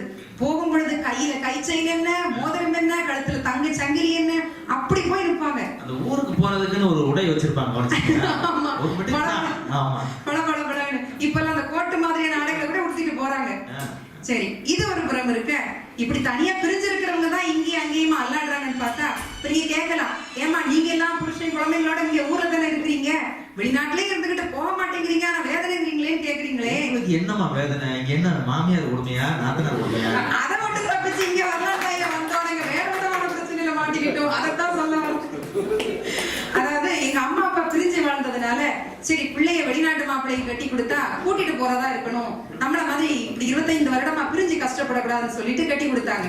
இங்க வந்தா என் வீட்டுக்காரர் என்னவோ கடலுக்குள்ள வேலை செய்யறாரு, ஒரு வாரம் அங்கேயும் ஒரு வாரம் இங்கேயும். அதுவே வேலை தானே நடுவர்களே. தண்ணிக்குள்ள போயிருக்காரா? ஆமாய்யா, கடலுக்குள்ள போயிடாது. கொஞ்ச நாள் கரையில கொஞ்ச நாள் கடல்ல. ஆமா, வாழ்க்கைதான். இவங்க பாத்தீங்கன்னா இவங்க உள்ள இருக்கும் பொழுது ஒரு அவசரம், நமக்கு ஏதாவது தேவை, பிள்ளைக்கு உடம்பு சரியில்லை, நமக்கு தான் உடம்பு சரியில்லை, யாரு பாப்பாங்க நடுவர் அவர்களே? இதுவும் வேதனையான விடயம் தானே. நீந்தியும் வர முடியாது அங்க இருந்து. ஆமா, வர முடியாது. ஒரு நல்லது கெட்டது கூட அவங்க உள்ள இருந்து வர முடியாது. ஷிஃப்ட் டியூட்டின்னு போட்டாங்கன்னா அந்த 7 நாள் முடிஞ்சதுக்கு அப்புறம் தான் விடுவாங்களாம். ரொம்ப அவசரமா தான் விடுவாங்களாம், மத்த காய்ச்சல் தலைவலிக்கெல்லாம் விட மாட்டாங்க. என்ன எடுக்கிறது நின்னு போகல பாவம். ஆமா, சரி, இது எப்படி இருக்க? இதுதான் ஒரு வகையான பிரச்சனைன்னு பாத்தீங்கன்னா இங்க உள்ள பொருளாதார நிலைமையில என்ன ஆகுதுன்னா மக்களால அதிகமா பணத்தை வந்து கண்ட்ரோல் பண்ண முடியல. கொஞ்சம் அளவுக்கு அதிகமா பணப்புழக்கம் தேவைப்படுறதுனால என்ன பண்றாங்க, கணவன் மனைவி 2 பேருமே வேலைக்கு போறாங்க. இப்போ குழந்தையுடைய நிலைமை எப்படி இருக்குது, அந்தோ பரிதாபம். இவங்க வீட்டு அலுவலகத்துல இருந்து என்ன பண்றாங்க, கண்காணிப்பு கருவி மூலமா பிள்ளை என்ன பண்ணுதுன்னு பாக்குறாங்க. அந்த குளிர்சாதன பெட்டியில சாப்பாடு இருக்குமா, எடுத்து சூடு பண்ணி சாப்பிடு, உடம்பு சரியில்லையா அந்த மருந்து எடுத்து சாப்பிடுன்னு சொல்லிட்டு அங்க இருந்து அறிவிப்பு கொடுக்கிற மாதிரி இந்த அலைபேசியை எடுத்து அங்க இருந்து சொல்றாங்க. இதெல்லாம் வந்து எவ்வளவு கொடுமை நடுவர் அவர்களே. சில வீட்டுல இருக்கும் போதே கணவர் அப்படித்தான் சொல்லிடுறாங்க. அதாவது இந்த சின்ன குழந்தைங்க நம்ம ஊர்ல இருந்தாங்கன்னு வச்சுக்கோங்களேன், தாத்தா பாட்டி கூட மகிழ்ச்சியா இருப்பாங்க, கோயில்களுக்கு போவாங்க, வெளியில இறங்கி விளையாடுவாங்க, குற்றால அருவியில குளிச்சு மகிழ்வாங்க, எவ்வளவு சுதந்திரமா இருப்பாங்க. இங்க இருக்கிற சின்ன பிள்ளைங்களோட நிலைமை அதுவும் வாழ்க்கை தானே. அவங்க உண்மையிலே வேதனையா இருக்காங்கன்னு தானே நமக்கு தெரியுது. இத கடைசியா ஒரே ஒரு விஷயத்தை மட்டும் சொல்லிக் கொள்கிறேன் நடுவர் அவர்களே. இப்ப பாத்தீங்கன்னா அமெரிக்காவுல இந்த விசா கார்டு கிரீன் கார்டு ஒண்ணு கொடுக்குறாங்க. அது வந்து 3 வருடம் அங்க தங்கி இருந்தாதான் கொடுப்பாங்க. இதுல பெரிய கொடுமை என்னன்னா அந்த 3 வருடத்துல அங்க இருந்தவங்க என்ன அவசரத்துக்கும் ஊருக்கு போக முடியாது. இதனால இந்த மக்கள் வந்து எவ்வளவு அவதிப்படுறாங்க. நீங்க ஒரு செய்தி கேள்விப்பட்டிருப்பீங்க, தந்தை ஒருவர் இறந்து போகிறார் ஊரிலே, அவருடைய இறுதிச் சடங்குகளை காணொளி மூலமாக இணைய வாயிலாக செய்கிறார் மகன் அமெரிக்காவில் இருந்து கொண்டு. இதெல்லாம் எத்தனை வேதனையான விடயம் அல்லவா. கல்யாணத்தை கூட அதுல செய்வாங்க. இதுல இருந்து எல்லாமே செய்யறது பாருங்களேன். அப்ப இது எல்லாமே வந்து எனக்கு ஒரே ஒரு விஷயம் மட்டும் நான் சொல்லிக்கொள்ள ஆசைப்படுகிறேன். வாழ்க்கை என்பது வாழத்தான், வாழ்க்கை என்பது வாழத்தான். பின்னாளில் செலவழித்துக் கொள்ளலாம்னு நம்ம காசு பணத்தை சேர்த்து வைக்கலாம், பின்னாளில் செலவழித்துக் கொள்ளலாம் என்று காசு பணத்தை சேமித்து வைத்துக் கொள்ளலாம். ஆனா பின்னாளில் வாழ்ந்து கொள்ளலாம்னு ஒரு நாளை கூட சேமிச்சு வைக்க முடியாது. இதை ஒரு நாளை மறந்து போயிடாம வெளிநாட்டுல இருக்கிற வாழ்க்கை வந்து இப்ப எப்படி இருக்குதுன்னா இந்த பணத்தை நோக்கி போயிட்டு இருக்கு. சூழ்நிலைகளை சந்தர்ப்பங்கள் அதுக்கு சாதகமா இருக்கிறதுனால மக்கள் வந்து அதை உணர்ந்து செயல்பட்டாங்கன்னா பணமா வாழலாம்னு சொல்லி இந்த பட்டிமன்ற தலைப்பில் இங்க கொடுத்த தலைப்பிற்கு வெளிநாட்டு வாழ்க்கை வேதனையே வேதனையே என்று சொல்லி வாய்ப்பளித்தமைக்கு நன்றி கூறி நல்தீர்ப்பு வழங்குமாறு நன்றி, வணக்கம். இவங்க எல்லாத்தையும் பார்த்து தங்கம் மூலம் பூசப்பட்ட தகரட்டப்பா அப்படின்ட்டாங்க. சாதனையே அப்படிங்கிற அணிக்கு நிறைவு பேச்சாளர் வராரு சொல்வேந்தர் எழில்.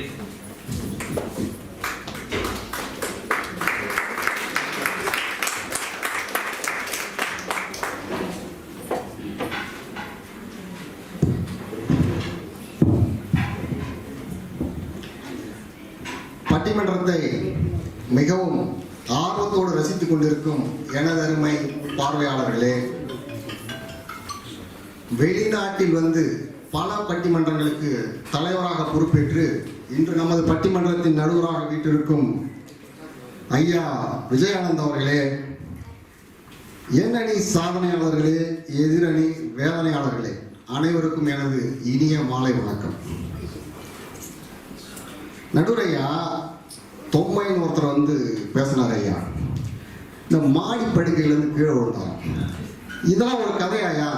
எங்க வீட்டுல சொல்லுங்க, இது ஒரு பிரச்சனையா? இது ஒரு பிரச்சனையா? ஒரு 4 படி அதுல இருந்து லேசா வலி கொடுத்துட்டாராம். அதுக்கு ஒரு பிரச்சனை சொல்றாரு. எங்க வீட்டுல பொண்ணும் பையனும் மாடி படுக்க வேணும்னு என்கிட்ட சண்டை போட்டு கேக்குறாங்க. நான் இவ்வளவு சம்பாதிக்கிறேன், நானு அவங்களுக்கு வாங்கி முடியல, இவருக்கு கிடைச்சிருக்கு. அதை வந்து சாதனை கொண்டாம வேதனைன்னு சொல்றாருங்க. இது எங்க போய் சொல்றது? பணத்தை ஊருக்கு அனுப்பிட்டா குப்பூஸ் தான் சாப்பிடணும், சாப்பிட்டது போக மிச்சத்தை அனுப்பணும். அனுப்பிட்டு சாப்பிட்டாக்கா குப்பூஸ் மட்டும் தான் சாப்பிட முடியும். எல்லாம் கிடைக்குது, இப்ப இட்லி தோசை எல்லாம் கிடைக்குது, அதை வாங்கி சாப்பிட வேண்டியதானே. அடுத்த ஒரு விஷயம் சொன்னார் ஐயா, இந்த போன் போறவங்க வந்து போன் பேசணும்னு சொல்லியிருக்கிறாரு. போறவங்களை எப்படி போன் பேசியிருக்காரு? பக்கத்துல உடனே கடுப்பேற்றுற அளவுக்கு பேசியிருக்காரு. அவனுக்கு கிடைக்காத ஒண்ணு இவருக்கு கிடைச்சிருக்கு. அப்ப சாதனையா இல்லையா? அளவுக்கு ஒரு அப்ப கிடைக்காத ஒருத்தன் பார்வையில் ஒரு சாதனையாளர் தானே. அதை வந்து வேதனையில பேசினா எப்படி நம்ம ஒத்துக்க முடியும்? அதாவது அடுத்து நம்ம சகோதரி சகாயமால வந்தாங்க. நம்ம வாழறது எதுக்கு? சாப்பிடுறதுனாங்க. சரிங்க, சாப்பிடாம வேற என்ன பண்ண போறீங்க? சாப்பாடு தாங்க முக்கியம். வேற என்ன பண்ண போறீங்க? சாப்பிடாம எதை செஞ்சு என்ன பண்ண போறீங்க? சாப்பாடுன்றது ரொம்ப முக்கியம். எங்க அணித்தலைவர்கள் எளிய பேச்சாளர்கள் எல்லாம் சொன்னாங்க. அதுக்கப்புறம் இன்னொரு விஷயம் சொன்னாங்க, அப்பா அம்மாவை இங்க கூட்டு வந்துட்டா அது என்ன பெரிய சாதனையா? சரி, அப்பா அம்மாவை செவ்வாய்க்கிறதுக்கு கூட்டு வாங்களேன், அது சாதனையா? அப்பா அம்மாவை நம்ம சம்பாதிச்சு வெளிநாட்டு கூட்டு வந்து 4 இடங்களை காமிக்கிற சாதனை தாங்க. சாதனையா இல்லையா? சரி, எங்க கூட்டு போகணும் சொல்லுங்க, அங்க கூட்டு போவோம். சாதனை எதை சொல்லுவீங்க நீங்க? வானூர்தியில வயசானவங்க வர்றது அது ஒரு எவ்வளவு பெரிய ஆனந்தம், எவ்வளவு சந்தோஷம் ஐயா. போகும்போது அவங்க முகத்துல எவ்வளவு ஒரு சந்தோஷத்தை பார்க்க முடியும் நம்மளால. அதாவது வேதனைன்னு சொல்லிட்டு நாங்க வேதனையை மறந்துட்டு வாழணும். சரி, வேதனையை ஞாபகம் வச்சுங்க. என்ன பண்ண போறீங்க? வேதனையை ஞாபகம் வச்சா உடம்பு தான் கெடும், வியாதி தான் வரும். ஞாபகம் வச்சுங்க. நாங்க வேதனையை கடந்து வாழுங்கன்னு சொல்றோம். நீங்க வேதனையை ஞாபகம் வச்சுக்கிட்டே இருங்க. என்ன பிரயோஜனம்? ஊர்ல எல்லாம் கஷ்டப்படுறோம் அப்படின்னு சொல்றாங்க. பிள்ளைங்க முகத்துல சந்தோஷம் பார்க்கறத விட வேற என்னங்க சந்தோஷம் இருக்குது? இங்க ஒரு அப்பா கஷ்டப்பட்டு எல்லாத்தையும் சம்பாதிச்சு ஊருக்கு அனுப்பி பசங்களை பெரிய ஆளாக்கி அந்த பசங்க முகத்துல சந்தோஷம் பார்க்கறானே, அதை விட பெரிய சாதனை என்ன இருக்க முடியும்? அதுக்காக தான் வந்தது. நம்ம பெரிய பெரிய பள்ளிக்கூடத்தெல்லாம் சேர்த்து படிக்க வைக்கிறாங்களே, அது சாதனை இல்லையா? சாதனை இல்லையா? இவ்வளவு சாதனையில பண்ணிட்டு வேதனைன்னு பேசினா எப்படி இதெல்லாம் ஒத்துக்க முடியும்? ஊருக்கு போகும்போது நாங்கெல்லாம் வந்து பகட்டா வந்து வேஷம் போட்டுக்கிட்டு மேக்கப் போட்டுட்டு போறோம் அப்படின்னு சகாயமாலா சகோதரி சொன்னாங்க. அவங்க எப்படி போறாங்க? நீங்களும் மேக்கப் போட்டீங்களா? ஆமா, நம்ம நடுவர்களே, நம்ம கலர் வேற கொஞ்சம் இதுவா இருக்கமால அதெல்லாம் போட்டு பண்ண வேண்டி இருக்கு. சகாயமாலா ஊருக்கு போகும்போது எப்படி போறாங்க நம்ம பார்க்கணும்.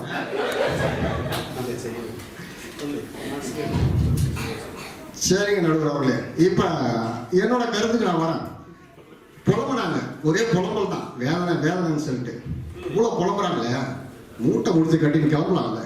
எதுக்காக அது போக மாட்டாங்க போகவே மாட்டாங்க நடுவர் அவர்களே. இங்கே தான் இருப்பாங்க. ஏன்னா இந்த பொருளாதாரம் இருக்கு இல்லையா, அது எவ்வளவு முக்கியம் சொல்லி நம்மளோட அவங்களுக்கு நல்லா ரொம்ப தெரியும். பொருளாதாரம் ரொம்ப முக்கியம். இதை நான் சொல்லல, பல்லாயிரம் வருஷத்துக்கு முன்னாடி நம்ம சங்க இலக்கியங்கள் சொல்லியிருக்கு. நம்ம தாய்க்கிழவி அவை பாட்டி நன்வழியில் அருமையா சொல்லியிருக்காங்க. கல்லானே ஆனாலும் கைப்பொருள் ஒன்றுண்டாயும் எல்லோரும் சென்றங்க எதிர்கொள்வர். இல்லாமை இல்லாமல் வேண்டாம், இன்றெடுத்த தாய் வேண்டாம், செல்லாதவன் வாங்கிச் சொல்.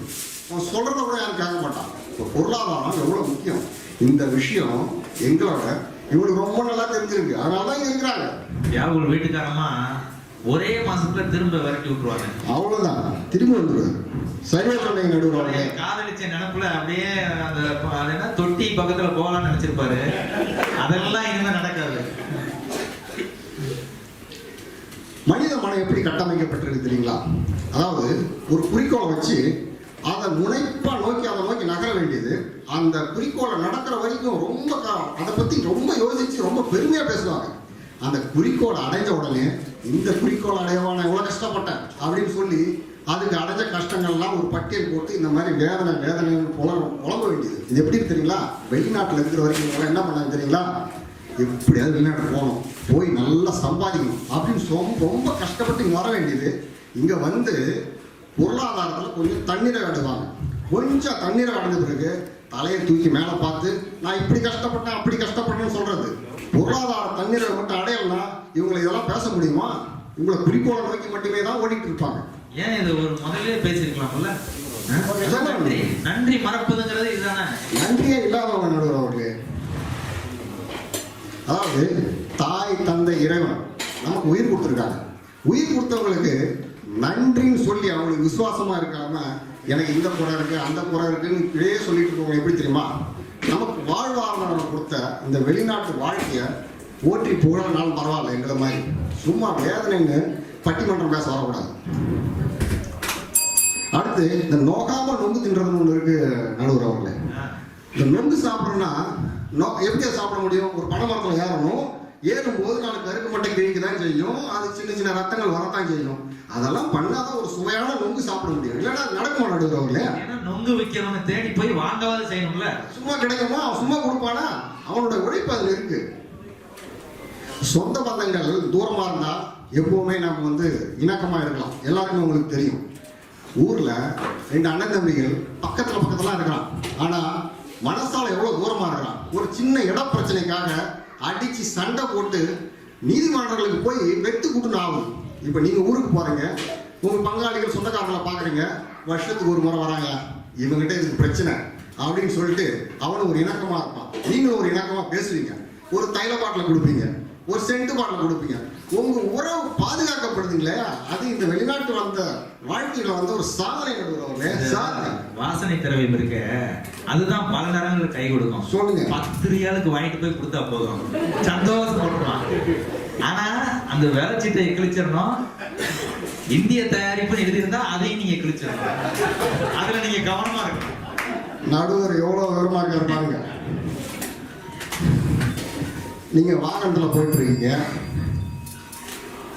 அப்போ வந்து ஒரு வாகனம் பழுதாகி போச்சு, சக்கரம் பஞ்சர் ஆயிடுச்சுன்னு வச்சுங்களேன். அதை பஞ்சர் போட்டு மாற்றும் போது உங்களுக்கு இங்க வேர்க்க தான் செய்யும். இந்த நாட்டினுடைய நிலைமை அப்படி. அதை மாற்றும் போது சின்ன சின்ன வேதனைகள் தான் இருக்கும். அந்த வேதனை சொல்றேன். நீங்க வெளிநாட்டுல வந்து ஒரு வாகனத்தை வாங்கி ஓட்டக்கூடிய அளவுக்கு ஒரு சாதனையாளராக இருக்கீங்களா? அந்த சாதனை பத்தி எங்கேயாவது சொல்றீங்களா? சின்ன சின்ன வேதனை மட்டுமே சொல்லிட்டு இருக்கீங்க. ஊர்ல மிதிவண்டி வாங்க முடியாத எத்தனை பேர் இங்க வந்து வாகனத்தை வாங்கி ஓட்டிட்டு இருக்கீங்க? சாதனையா இல்லையா? இந்த கடன் இருக்கிறவங்க எனக்கு கடன் இருக்கும்பாங்க. கடனை அடைச்ச உடனே அதை யார்ட்டையும் சொல்ல மாட்டாங்க. இந்த கடன் எல்லாம் நான் அடைச்சு விட்டேன் அப்படின்னு கடனை மட்டும் சொல்லுவாங்க, அடைச்சதை சொல்ல மாட்டாங்க. நடுவர்களே சரியா சொன்னீங்க. இவங்க எல்லாம் வேதனை சொல்றது நீங்க கட்டி இருக்க வீடு எனும் சாதனை. நீங்க வேதனை சொல்றது நீங்க ஊர்ல வாங்கி வச்சிருக்க பெரிய பெரிய வாகனம் எனும் சாதனை. நீங்க வேதனை சொல்றது உங்க பிள்ளைகள் படிக்கிற உயர் படிப்பு எனும் சாதனை. வெளிநாட்டுல இன்ப சுற்றுலா போறீங்க, வெளிநாட்டுல இருந்து பல நண்பர்கள் கிடைக்கிறாங்க உங்களுக்கு, சரளமா ஆங்கிலம் பேச கத்துக்கிட்டீங்க. முதல்ல இந்த பலதரப்பட்ட மக்களோட வாழக்கூடிய ஒரு வாழும் கலையை கத்துக்கிட்டீங்களே, அது சாதனையா இல்லையா? அந்நிய செலாவணை பத்தி எங்க அணிக்காரங்க சொன்னாங்க. ஊருக்கு போகும்போது தாராளமா சமூக சேவைகளை பண்றீங்க. எத்தனை பேர் எத்தனை அனாதை இல்லங்களுக்கும் கோயில்களுக்கும் வாரி வழங்குறீங்க. ஊர்ல இருந்தா நடக்குமா இது? இதெல்லாம் கொடுத்தது இந்த வெளிநாட்டு வாழ்க்கை இல்லையா? அதை சாதனைன்னு சொல்லி புழ தேவையா? அங்க போயிட்டு கிடைக்கிற மரியாதை வேண்டாம் சொல்லிட வேண்டியதானே? சொல்ல வேண்டியதானே. வேதனையில இருக்கம்பா வெளிநாட்டுல. ஆமா, அந்த சமுதாயத்துல உங்களுக்கு எவ்வளவு மதிப்பு மரியாதை கிடைக்குது, அதெல்லாம் வேணாம்னு சொல்ல முடியுமா உங்களை? அதெல்லாம் ஏத்துக்கிற நீங்க வேதனை புலம்புறது ரொம்ப மனசுக்கு வருத்தமா இருக்கு. நடுவர் அவர்களை முடிவாக ஒரு விஷயத்தை சொல்லி முடிக்கிறேன். நடுவர் அவர்களை இவ்வளவு சாதனையை இந்த வெளிநாட்டு வாழ்க்கை அனுபவிச்சுட்டு அதை வேதனை பேசுறது எப்படி தெரியுமா இருக்குது? ஏற்றி விட்ட ஏணிய காலால ஏற்றி உதைக்கிற மாதிரி இருக்கு. இந்த 3 பேரும் அதைத்தான் செஞ்சுட்டு இருக்காங்க. ஆனா எங்க அணியில உள்ளவங்க அப்படி கிடையாது, நன்றி உள்ளவங்க. இந்த வெளிநாட்டு வாழ்க்கையை எங்களுக்கு வாழ்வாதாரம் கொடுத்த இந்த வாழ்க்கையை போற்றி புகழணும், நன்றியோட பார்க்கணும். அவர்களே நீங்க வாகனத்துல போகும்போது வேக தடை எதுக்காக இருக்குது? அந்த வேக தடைன்றது உங்களுடைய இலக்கை நீங்க பாதுகாப்பா போய் அடையறதுக்காக வச்சிருக்கப்பட்ட தடைகள். அந்த தடைகள் இல்லைன்னா நீங்க பாதுகாப்பா உங்க இலக்கை அடைய முடியுமா? அதை போய் வேதனையே பேசிட்டு இருந்தா நல்லாவா இருக்கு? அதனால நடுவர் அவர்களே, வெளிநாட்டு வாழ்க்கை சாதனையே என்ற நல்ல தீர்ப்பு வழங்குமாறு பணிவுடன் கேட்டு நன்றி கூறி அமர்கிறேன். நன்றி, வணக்கம்.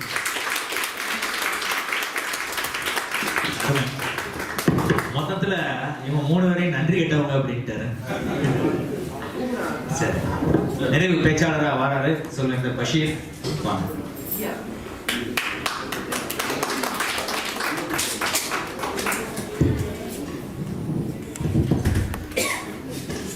தமிழுக்கும் அமுதன்று வேர், அந்த தமிழென்ப தமிழங்கள் உயிருக்கு நீர் என்ற பாவேந்தரின் வைர வரிகளை வாழ்வாக்கி கொண்டிருக்கக்கூடிய அன்பான கத்தர்வாழ் தமிழ் சொந்தங்களே,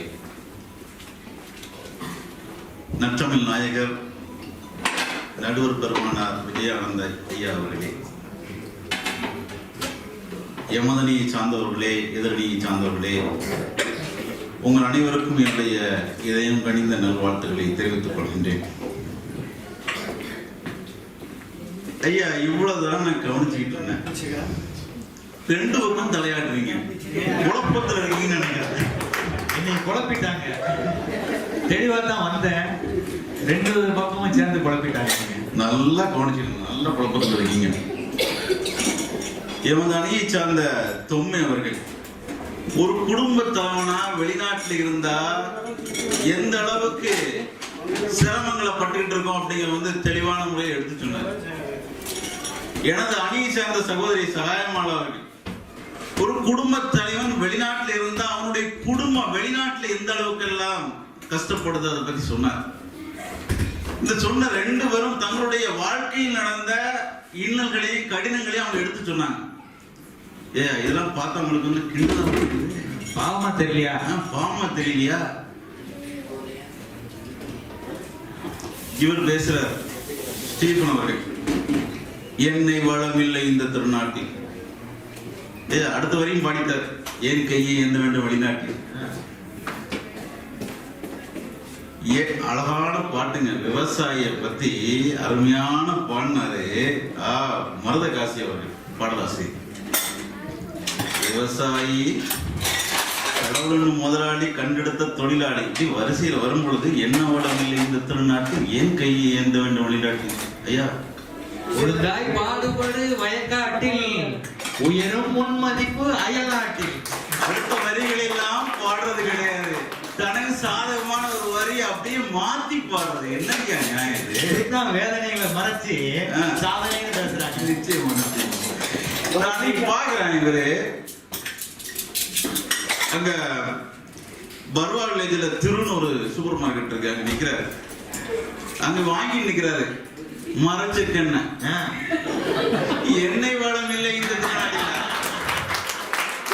தேங்காய் எண்ணெய், தலைக்கு தேய்க்கிற தேங்காய் எண்ணெய், வீட்டுல சமைக்கிறது மரச்செக்கு நல்லெண்ணெய், எல்லாத்தையும் இங்க வந்து அனுபவிச்சுட்டு எண்ணெய் வளம் இல்லை இந்த திருநாட்டில். அந்த எண்ணெய் எல்லாம் இந்தியாவில இருந்தா வருது, இந்தியாவில இருந்தா வருது. அடுத்து பேச வந்துட்டாரு. ஈன்ற பொழுதுங்கில் பெரிதுவக்கும் தன் மகனை சான்றோன் என கேட்டாய். அருமையா கேட்ட தாய். அடி தாயோட உணர்வுகளை பற்றி சொல்லக்கூடிய, பெருமிதப்படக்கூடிய அந்த தாயினுடைய உணர்ச்சிகளை சொல்லக்கூடிய அந்த திருக்குறளை எப்படியா மாத்த மனசு வருது? திருவள்ளுவர் மட்டும் இருந்தாருன்னா எழுத்தாணையை கொண்டே கொடுத்துருக்கு. திருக்குறளை இப்படி எழுதுறாருன்னு நான் நம்பவே முடியலையா. இது வேதனையா தான் இருக்கு பார்க்கும்போது.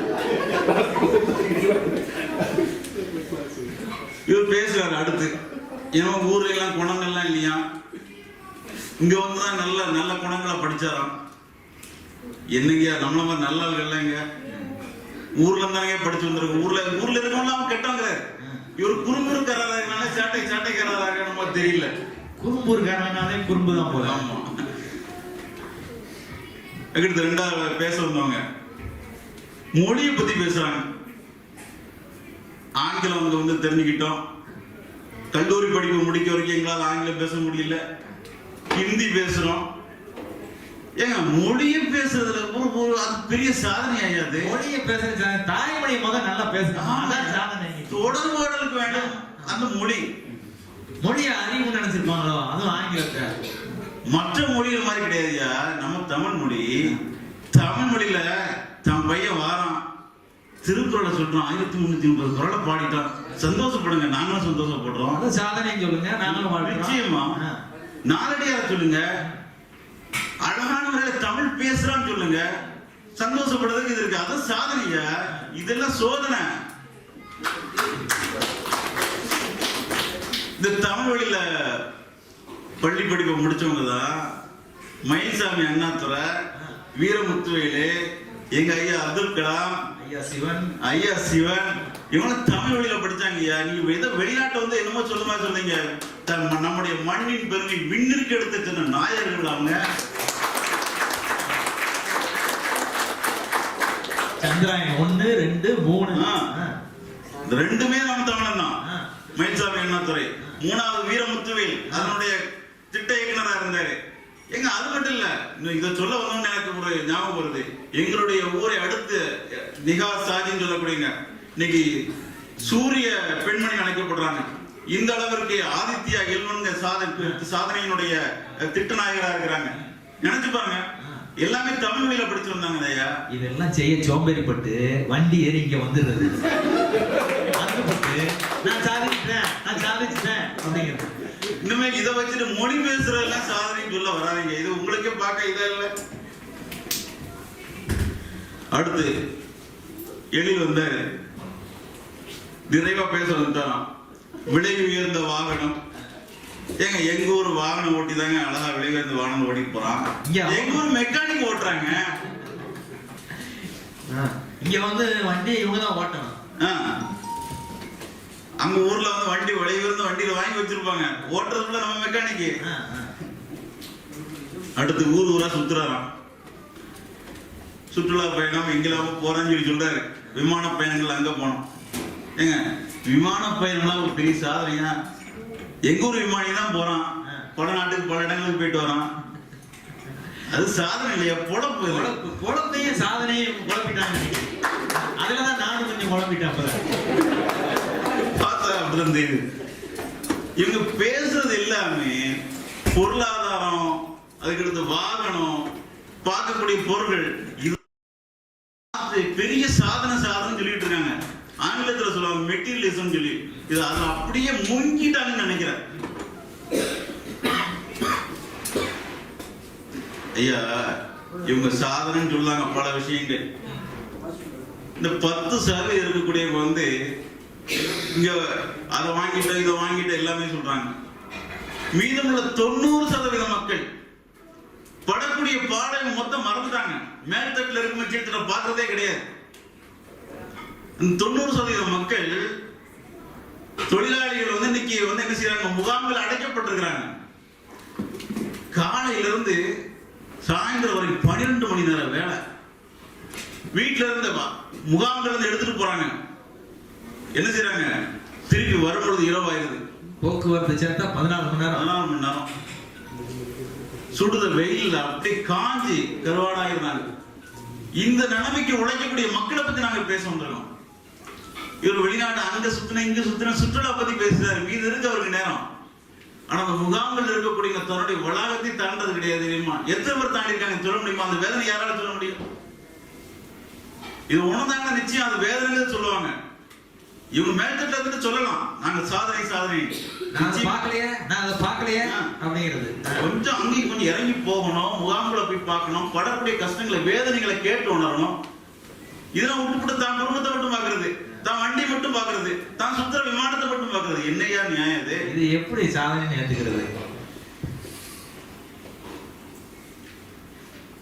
ஐயா ஒரே ஒரு சம்பவம் நல்ல கேளுங்க. எனது தந்தையினுடைய நண்பர் எங்களுடைய வீட்டுக்கு வந்திருந்தார். 60 வயசு இருக்கும். சும்மா 40 ஆண்டு கால வெளிநாட்டு உழைச்சவர். சவுதியில் இருந்தார். திருமணம் முடித்தாரு. இவங்க சொன்ன மாதிரி வெளிநாடுகளில் பல இடங்களில் சுத்தினாரு. நல்ல சிறப்பான வீட்டை கட்டினாரு, வாகனம் வச்சிருக்காரு, பல சொத்துகள் சுகம் எல்லாமே இருக்குது. ஊர்ல அவருக்கு தனி ஒரு மரியாதை. 3 குழந்தைகள். நல்லா படித்து நல்ல நிலைமையில் ஆயிட்டாங்க. அதுக்கடுத்து ஊர்ல போய் செட்டில் ஆகலாம்னு சொல்லி ஊருக்கு வராரு. நடந்த சம்பவத்தை என்னுடைய தந்தையிட்ட சொல்லி தாருமா அப்படி கண்ணீரா வடிக்கிறார். நான் 40 ஆண்டு காலம் என்னுடைய மனைவி மக்களை விட்டு நான் என்ன செஞ்சேன், வெளிநாட்டுக்கு போனேன், உழைச்சேன், சம்பாதிச்சேன். இதெல்லாம் என்னுடைய மக்களுடைய என்னுடைய குடும்பத்தாருடைய முன்னேற்றத்திற்காக என்னுடைய வாழ்க்கையை அப்படியே நான் அர்ப்பணித்து விட்டேன். வீட்டுக்கு வந்தேன். வீட்டுக்கு வந்து இதோட முடித்து மீதம் இருக்கக்கூடிய நாட்களை சந்தோஷமாக தன்னுடைய குடும்பத்தாரோடு கழிக்கலான்னு வந்தேன். நடந்த சம்பவம் என்ன தெரியுமா? சில நாட்கள் போச்சு. என்னுடைய குடும்பத்தார் கேட்க ஆரம்பிச்சாங்க. என் முதல்ல என் மனைவி ஆரம்பிக்கிறான், அடுத்து எப்போ பிரயாணம்? எனக்கு அப்படியே தலை சுற்றி விட்டது, என்னால பேசவே முடியல. அடுத்து என் குழந்தைகள் கேட்கறாங்க, அடுத்து எப்போ முதலீங்கன்னு கேட்கறாங்க. என்னால தாங்க முடியல. அதற்கடுத்து உணர தொடங்க, நான் இதுவரைக்கும் வாழ்ந்த வாழ்க்கை, வெளிநாட்டு வாழ்க்கை பூஜ்ஜியம் என்பதை உணர்ந்து கொண்டேன் சொன்னார். அவன் மனைவி சொன்ன ஒரு வார்த்தை, எனக்கு தேவைப்படும் காலங்களில் நீங்கள் இல்ல, இப்ப இருந்து எதுக்குன்னு கேட்டாங்க. இதை விட நான் சொல்றதுக்கு வேற ஒண்ணுமே இல்லை. அந்த அளவுக்குள்ள அழுகையோட முடிச்ச பார்த்தோம். அவர் சொன்னாரு, வெளிநாட்டு வாழ்க்கை என்பது நிச்சயமா பூஜ்ஜியம் தான் அப்படிங்கிற முடிச்சாரு. 90% மக்களை பத்தி நான் பேசிட்டு இருக்கேன். உணரணும், நீங்க வழியை உணர்ந்தா இது மாதிரி பேச மாட்டீங்க. நீங்க எத்தனை நபர்கள் கட்டிய மனைவிய திருமணம் முடிஞ்சு சில நாட்கள்ல விட்டுட்டு வெளிநாட்டுக்கு வந்த அவங்களுடைய ஏக்கங்களை புரியாத ஜடங்களை நம்ம பார்க்கிறோம். அதே மாதிரி பிறந்த குழந்தை, ஐயா முதல் குழந்தைய கையில வாங்க, நீங்க சொன்னீங்க, கையில வாங்கி பார்க்கக்கூடிய அந்த உணர்வு பூர்வமான அந்த நிலையை மறந்த எத்தனை தந்தைமார்கள் இருக்கிறாங்க. அதே மாதிரி மழலைகள் அப்படி கொஞ்சம் விளையாடும் பொழுது சிரித்த சிரிப்பு, பட்ட கஷ்டங்கள் எல்லாம் மறக்க செஞ்சிருந்தாங்க. மழலையினுடைய சிரிப்பை காணாத எத்தனை தந்தைகள். மழலை பேச்சு ஒவ்வொருத்தரும் கேட்க வேண்டியது. திருவள்ளுவர் சொல்வார், புலல் இனிது யாழ் இனிது என்பதும் மக்கள் மழலை சொல் கேளாதவர். அது இனிது இது இனிதெல்லாம் சொல்லுவான், ஆனா உண்மையிலே மழலை சொல் கேளாதவர்கள் சொல்வார். அப்போ அந்த அளவிற்கு மழலை சொல் கேளாதவர்கள் எத்தனை நபர்கள். பெற்றோர்கள் உறவுகள் அனைவரையும் பிரிந்து நிற்கிறோம். பண்டிகை காலங்களில் உறவுகளை புதுப்பிக்கக்கூடிய காலங்களை பார்க்க முடியல, நல்லது கெட்டதற்கு போக முடியல. ஆக வெளிநாட்டு வாழ்க்கை என்பது வேதனைதான், வேதனைதான். இந்த இழப்புகள் அனைத்தையும் வேதனை என்று கூறி நல்ல தீர்ப்பை வழங்குவீர்கள் என்று கூறி விடைபெறுகிறேன். அருமை அருமை. தேவையான நேரத்துல நீங்க இல்ல, இப்ப எங்களுக்கு நீங்க தேவையில்லை அப்படின்னு அருமையா நடந்த சம்பவத்தை அப்படி நம்ம கண்ணு முன்னால அந்த காட்சியை கொண்டு நிப்பாட்டார். வயசு போன பிறகு அப்புறம் என்னத்துக்கு அப்படின்னு. இந்த வெளிநாட்டு வாழ்க்கை எவ்வளவு வேதனைன்னு எல்லாரும் இவ்வளவு பெரிய பட்டியல் போட்டாங்க. நம்மளும் இன்னும் நிறைய யோசிக்க வேண்டியிருக்கு. பிள்ளைகளோட வாழ்க்கை நல்ல வசதியா வாழ்றாங்க, ஆனா அவங்களுக்கு தேவையான ஒரு வாழ்வியலை நம்ம கொடுக்குறோமா அப்படின்னா அது ஒரு கேள்விக்குறியா தானே இருக்கு. ஒரு பாட்டி தாத்தா அரவணைப்பு, ஏன்னா பெற்றோர்கள் சொல்லிக் கொடுக்க முடியாத விடயங்களை பாட்டி தாத்தா தான் சொல்லித்தர முடியும். குடும்ப பின்புலம் என்ன, குடும்ப வரலாறு என்ன, நன்னெறி கதைகள், இதெல்லாம் அப்பா அம்மா சொன்னா போயிட்டு வந்து போயிடும், பாட்டி தாத்தா தான் சொல்ல முடியும். அப்புறம் பெற்றோர்கள் கூடயே இருக்கிறாங்க பிள்ளைங்க. ஒரு பெரியப்பா வீட்டுல, சித்தப்பா வீட்டுல, அத்தை மாமா வீட்டுல போய் அங்க ஒரு வாரம் இருந்துட்டு வர்றது, அதுக்கெல்லாம் வாய்ப்பே இல்லாம போயிருது. இப்ப எங்க வீட்டுல எல்லாம் நாங்க எங்க அப்பா வழி பேரம்பேத்திக மட்டும் 28 பேர்.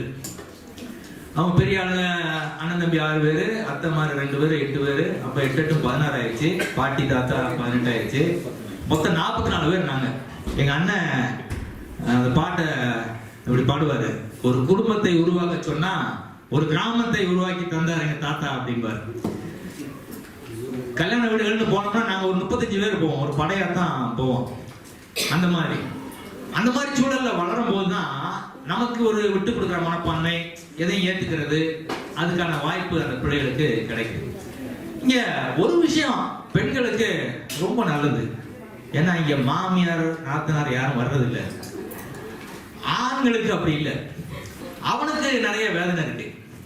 ஒருத்தர் அலுவலகத்துல ஏதோ நல்ல சாதனை படைச்சிருப்பார் போல, அவரை நல்லா பாராட்டுறாங்க. வீட்டுல மனைவிட்ட அதை பகிர்ந்துக்கணும்னு நினைக்கிறாரு. உள்ள வேகமா வராரு. அந்த அம்மாட்ட போய் ஏமா இப்படி அப்படின்னு ஆரம்பிச்சோடனே, ஏங்க போய் அந்த குப்பையை கொஞ்சம் போட்டு வந்துருங்க அப்படிங்கிறாங்க. இவரு சிறுல எத்தனைக்கிறார், நேரத்தே உங்க குப்பையை போட சொன்னா இன்னும் போடாம வச்சிருக்கிறீங்க அப்படிங்கிறாங்க. குப்பையை போட்டுட்டு எல்லாரும் வீட்லயும் அதேதான், விதி வழக்கெல்லாம் கிடையாது. போட்டுட்டு திரும்ப வந்து சொல்லலாம்னு பார்த்தா பிள்ளைய கொண்டு போய் பயிற்சி மையத்தில் விட்டு வந்துருங்க, நேரம் ஆகி போச்சு, என்னங்க அரை மணி நேரம் கழிச்சு வந்திருக்கீங்க இன்னைக்கு அப்படின்னு விரட்டி விட்டுறாங்க. இப்ப இவனுக்கு ஒரு நல்ல சாதனை படைச்சிட்டு வந்திருக்கோம், அதை கூட ஒரு மனைவிட்ட சொல்லி பயிர முடியலையே அப்படின்னு அவனுக்கு ஒரு வேதனை. இதெல்லாம் ஒரு பிரச்சனையாயா, எவ்வளவு சாதனைகள் நடந்துட்டு இருக்கு அப்படின்னு இவங்க ஒரு அருமையா பட்டியல் போட்டாங்க. இப்ப ஸ்டீபன் சொன்னாரு பாருங்க, ஒழுக்கத்தையே நம்ம இங்க வந்துதான் கத்துக்கிறோம் அப்படின்னு. ஒழுக்கம் மட்டுமா, ஒரு நேர்மையான வாழ்க்கை இங்க வாழக்கூடிய ஒரு சூழல் இருக்கு. அப்ப நம்ம நேர்மையான மனிதனாவே இங்க மாறிடுறோம். அதனாலதான் நம்ம ஊர்ல போனோம்னா நமக்கு நிறைய சிக்கல்களை நம்ம சந்திக்க வேண்டிய ஒரு கட்டாயத்துக்கு ஆளாயிரும். அது மட்டுமா, நாட்டுப்பற்று. இப்ப உள்ளூர்ல இருந்தோம்னா ஒரு செய்தித்தாள் எடுக்கிறோம், நம்ம ஊர் செய்தியை தான் முதல்ல பார்ப்போம், இல்லைன்னா நம்ம மாவட்ட செய்தியை பார்ப்போம், அதிகபட்சமா நம்ம மாநிலத்தோட செய்திகளை பார்ப்போம். இங்க அப்படியா, நாட்டுல எந்த மூலையில என்ன நடந்தாலும் கூர்ந்து கவனிக்கிறோம்ல. ஏதாவது ஒரு பேரிடர் எந்த மாநிலத்தில் நடந்தாலும் சரி அதை கவனமா கேட்கிறோம், என்ன இழப்புங்கிறத வாசிக்கிறோம், நம்மளால முடிஞ்ச நன்கொடையும் நம்ம தர்றதுக்கு முன் வர்றோம். அப்புறம் உறவுகள் தள்ளி இருந்தா தான் அதுக்கே ஒரு மதிப்பு. எதுவுமே தள்ளி கையிலே இருந்துச்சுன்னா அதுக்கு மதிப்பு கிடையாது, தள்ளி இருந்தா தான் அதுக்கு ஒரு மதிப்பு. நான் காது கூட நிறைய கேட்டிருக்கேன். விடுமுறைக்கு போவான், சூக்குல எல்லாம் போய் பார்த்தீங்கன்னா அவனுக்குன்னு எதுவும் வாங்க மாட்டான், சொந்த பந்தங்களுக்கு தான் வாங்கிட்டு போவான். மாமா போன தடவையே கடிகாரம் கேட்டாரா, இந்த தடவை வாங்கி கொடுத்துடணும் அப்படிமா. அதாவது கூட பிறந்தவங்க, பெற்றோர்கள், அது கடமை. அது மட்டும் இல்லாம நண்பர்களுக்கு பெரியப்பா பிள்ளைய சித்தப்பா பிள்ளையன்னு வாங்கிட்டு போவான். அப்படிங்கும்போது ஒரு நெருக்கம் ஏற்படதானே செய்யுது அப்படின்னு ஒரு பக்கம். அப்புறம் எத்தனை கருத்துக்கள்ல தாடி ஏறி இருக்கியா இந்த வெளிநாட்டு வாழ்க்கையில கிடைச்ச சம்பாத்தியத்தினால. அக்காவா இருக்கட்டும், தங்கச்சியா இருக்கட்டும், உள்ளூர்ல இருக்கும்போது 10 பவுன் தான் போட்டிருப்பான். இந்த வெளிநாட்டு வாழ்க்கைனால இந்த 10 பவுன் போடுற இடத்துல 30 பவுன் போட்டு அக்கா தங்கச்சிக்கு கல்யாணம் முடிச்சு வைக்கிறான். இதெல்லாம் சாதனை இல்லையா? அவன் போக மாட்டான் கல்யாணத்துக்கு, அந்த பணத்தையும் சேர்த்து அனுப்பி விட்டுருவான். அந்த 50,000த்துல அவங்க இன்னும் கொஞ்சம் நல்லா செலவழிக்கிட்டோம் அப்படின்னு. அப்புறம் எத்தனை கூரை வீடுகள் காரை வீடுகளா மாறி இருக்கு. பெத்த தாய் தகப்பனை ஒரு நல்ல வீட்டுல வாழ வைக்கணும் அப்படின்னு எத்தனை பேர் கனவு கண்டிருப்பாங்க. இந்த வெளிநாட்டு வாழ்க்கையினால அதுவும் சாத்தியப்படுதுல. அப்ப இதெல்லாம் சாதனை இல்லையா? கொஞ்சம் நீங்க 3 பேரும் சிந்திச்சு பார்க்கணும். சரி, இப்ப ஒரு வணிகம் செய்யறோம், அது லாபகரமா இருக்கா, கையிருப்பு இருக்கா, கையை கடிக்குதா அப்படிங்கிறத பார்க்கணும்ல. மாச கடைசியில கூட்டல் கழித்தல் போட்டு பார்த்தாதான் தெரியும் உண்மையிலேயே நம்ம செய்யற வர்த்தகம் சரிதானா அப்படின்னு. ஒருத்தர் 10 லட்ச ரூபாய் போட்டு கொள்முதல் பண்ணி வணிகம் பண்றாரு. மாசம் முழுசும் கடையில கூட்டம் அலையும் போது அவர் நினைச்ச மாதிரி எல்லாம் விற்பனை ஆகுது. கூட்டி கழிச்சு பார்க்கும்போது நிகர இருப்புன்னு பார்த்தோம்னா ஒரு 25,000 ரூபாய் அவர் கையில நிக்குது. அதே இன்னொருத்தர் 5 லட்சம் தான் போடுறாரு. அவர்கிட்ட அப்படி ஒன்றும் பரபரப்பான வணிகம்லாம் கிடையாது, பதட்டம் இல்லாத ஒரு வணிகம் நடக்குது. ஆனா மாச கடைசியில பார்த்தோம்னா அவர் கையிருப்பு 50,000 இருக்கு. கொள்முதல் போட்டது பாதிதான், ஆனா கையிருப்பு 2 மடங்கா இருக்கு. அப்ப எந்த வணிகம் சரியானது அப்படிங்கறத நம்ம பார்க்கணும்ல. சரி, இப்போ உறவுகள் எல்லாம் நெருக்கமாகுது அப்படின்னு சொன்னாங்க. உண்மையிலேயே நம்ம இங்க இருந்து வாங்கிட்டு போற வருஷத்துக்கு ஒரு தடவை சந்திப்பு, அதுல வாங்கி கொண்டு போய் கொடுக்கக்கூடிய இந்த பொருட்கள் ஒரு நெருக்கத்தை தருதா? ஒரு மனுஷன் நெருக்கம் அடைகிறான் அப்படின்னா கஷ்ட நஷ்டத்துல அவன் கூட இருக்கணும்ல முதல்ல. அப்பதான் அது நெருக்கமா இருக்க முடியும். அவங்களோட தோளோட தோளா நிக்கணும். அவன் வீட்டுல நடக்கக்கூடிய பிறப்பு, பூப்பு, மணமுடிப்பு, வளைகாப்பு அப்படின்னு ஒவ்வொரு விழாக்கள்லையும் அவன் கூட போய் நிக்கணும். நீ வந்து கவலைப்படாத, மண்டபத்தை நான் பார்த்துக்கிறேன், பூ மாலைகளை நான் பார்த்துக்கிறேன், பந்தியை நான் பார்த்துக்கிறேன் அப்படின்னு அவன் கூட தோளோட தோளா நிற்க வேண்டாமா? அதை விட்டுப்பட்டு வருஷத்துக்கு ஒரு தடவை போய் சந்திச்சா மட்டும் உறவு பெருகிடுமா? அதை நம்ம கொஞ்சம் யோசிச்சு தான் பார்க்கணும். அப்புறம் இந்த வெளிநாட்டில் வாழ்றவங்கள பொதுப்படையா ஒரு 3 வகைகளா பிரிச்சிடலாம். அதை நம்ம பெரும்பான்மையை பத்தி பேசிட்டு இருக்கோம். ஒரு வகை வந்து இந்த வளைகுடா நாடுகளில் வாழக்கூடிய மக்கள். இது ரொம்ப தனித்துவமானது. இவங்களையும் 2 வகையில பிரிச்சுக்கலாம். ஒண்ணு, மனைவி மக்களை ஊர்ல விட்டுட்டு நல்ல சந்தோஷமா சிறகடிச்சு பார்க்கக்கூடியவங்க. இவங்களோட வாழ்வியல் எப்படி இருக்கு அப்படின்னு பார்த்தோம்னா, கருங்கால் வதனின் பொறி போல் அரும்பலத்த ஈந்தன் புறவில் திரும்பி மலர்ந்தன சேர்ந்தன செய்குறி வாரார் அவர் என்று கூர்ந்த பசலை அவளுக்கு அப்படின்னு கார் 40ல ஒரு பாட்டு வருது. தலைவன் தலைவியை விட்டு வெகு தூரம் போறான், பயணம் போறான். குறிப்பிட்ட பருவத்தில் அவன் திரும்ப வரணும். பருவம் வந்துருச்சு, கணவன் இன்னும் வரக்கானோம். அப்போ அந்த ஏக்கத்துல மனைவிக்கு நோய் வந்துருதான், பசலை நோய் வந்துருதான். இந்த பசலை நோய்னா என்ன அப்படின்னா, ஒரு அழகு குன்றி மனசுல ஒரு ஏக்கம், முகத்துல ஒரு வாட்டம். இது இங்க தனியா வாழ்றவங்க வருஷத்துக்கு ஒரு தடவை, 2 வருஷம், சிலர்லாம் 3 வருஷம் 4 வருஷத்துக்கு ஒரு தடவை போன காலம்லாம் உண்டு. அவங்க அங்க போகும்போது அந்த கணவனுக்கு மட்டும்தான் அந்த நோய் தெரியும். அந்த மனைவி போன தடவை பார்க்கும்போது இவ்வளவு அழகா இருந்தா, இந்த தடவை கொஞ்சம் அழகு குன்றிருச்சே அப்படின்னு. இது அங்க இருக்கிறவங்களுக்கு தெரியாது. ஏன்னா அவளுக்கு என்ன, கணவன் வெளிநாட்டுல இருக்கிறான், பணம் நல்லா அனுப்புறான், பிள்ளைகள்லாம் பெரிய பள்ளிக்கூடத்துல படிக்க வைக்கிறா, வீடு எடுத்து கட்டிட்டா அப்படின்னு அப்படிதான் அவங்களோட புரிதல் இருக்குமே ஒழிய, அவங்களுக்கு இந்த தாக்கம், இந்த நோயோட தாக்கம் அது வந்து அவங்களுக்கு புரியாது. சரி, இவன் இங்க போறானே, இங்க இருந்து 1 மாசம் விடுமுறைக்கு நிம்மதியா இருந்துட்டு வர முடியுதா?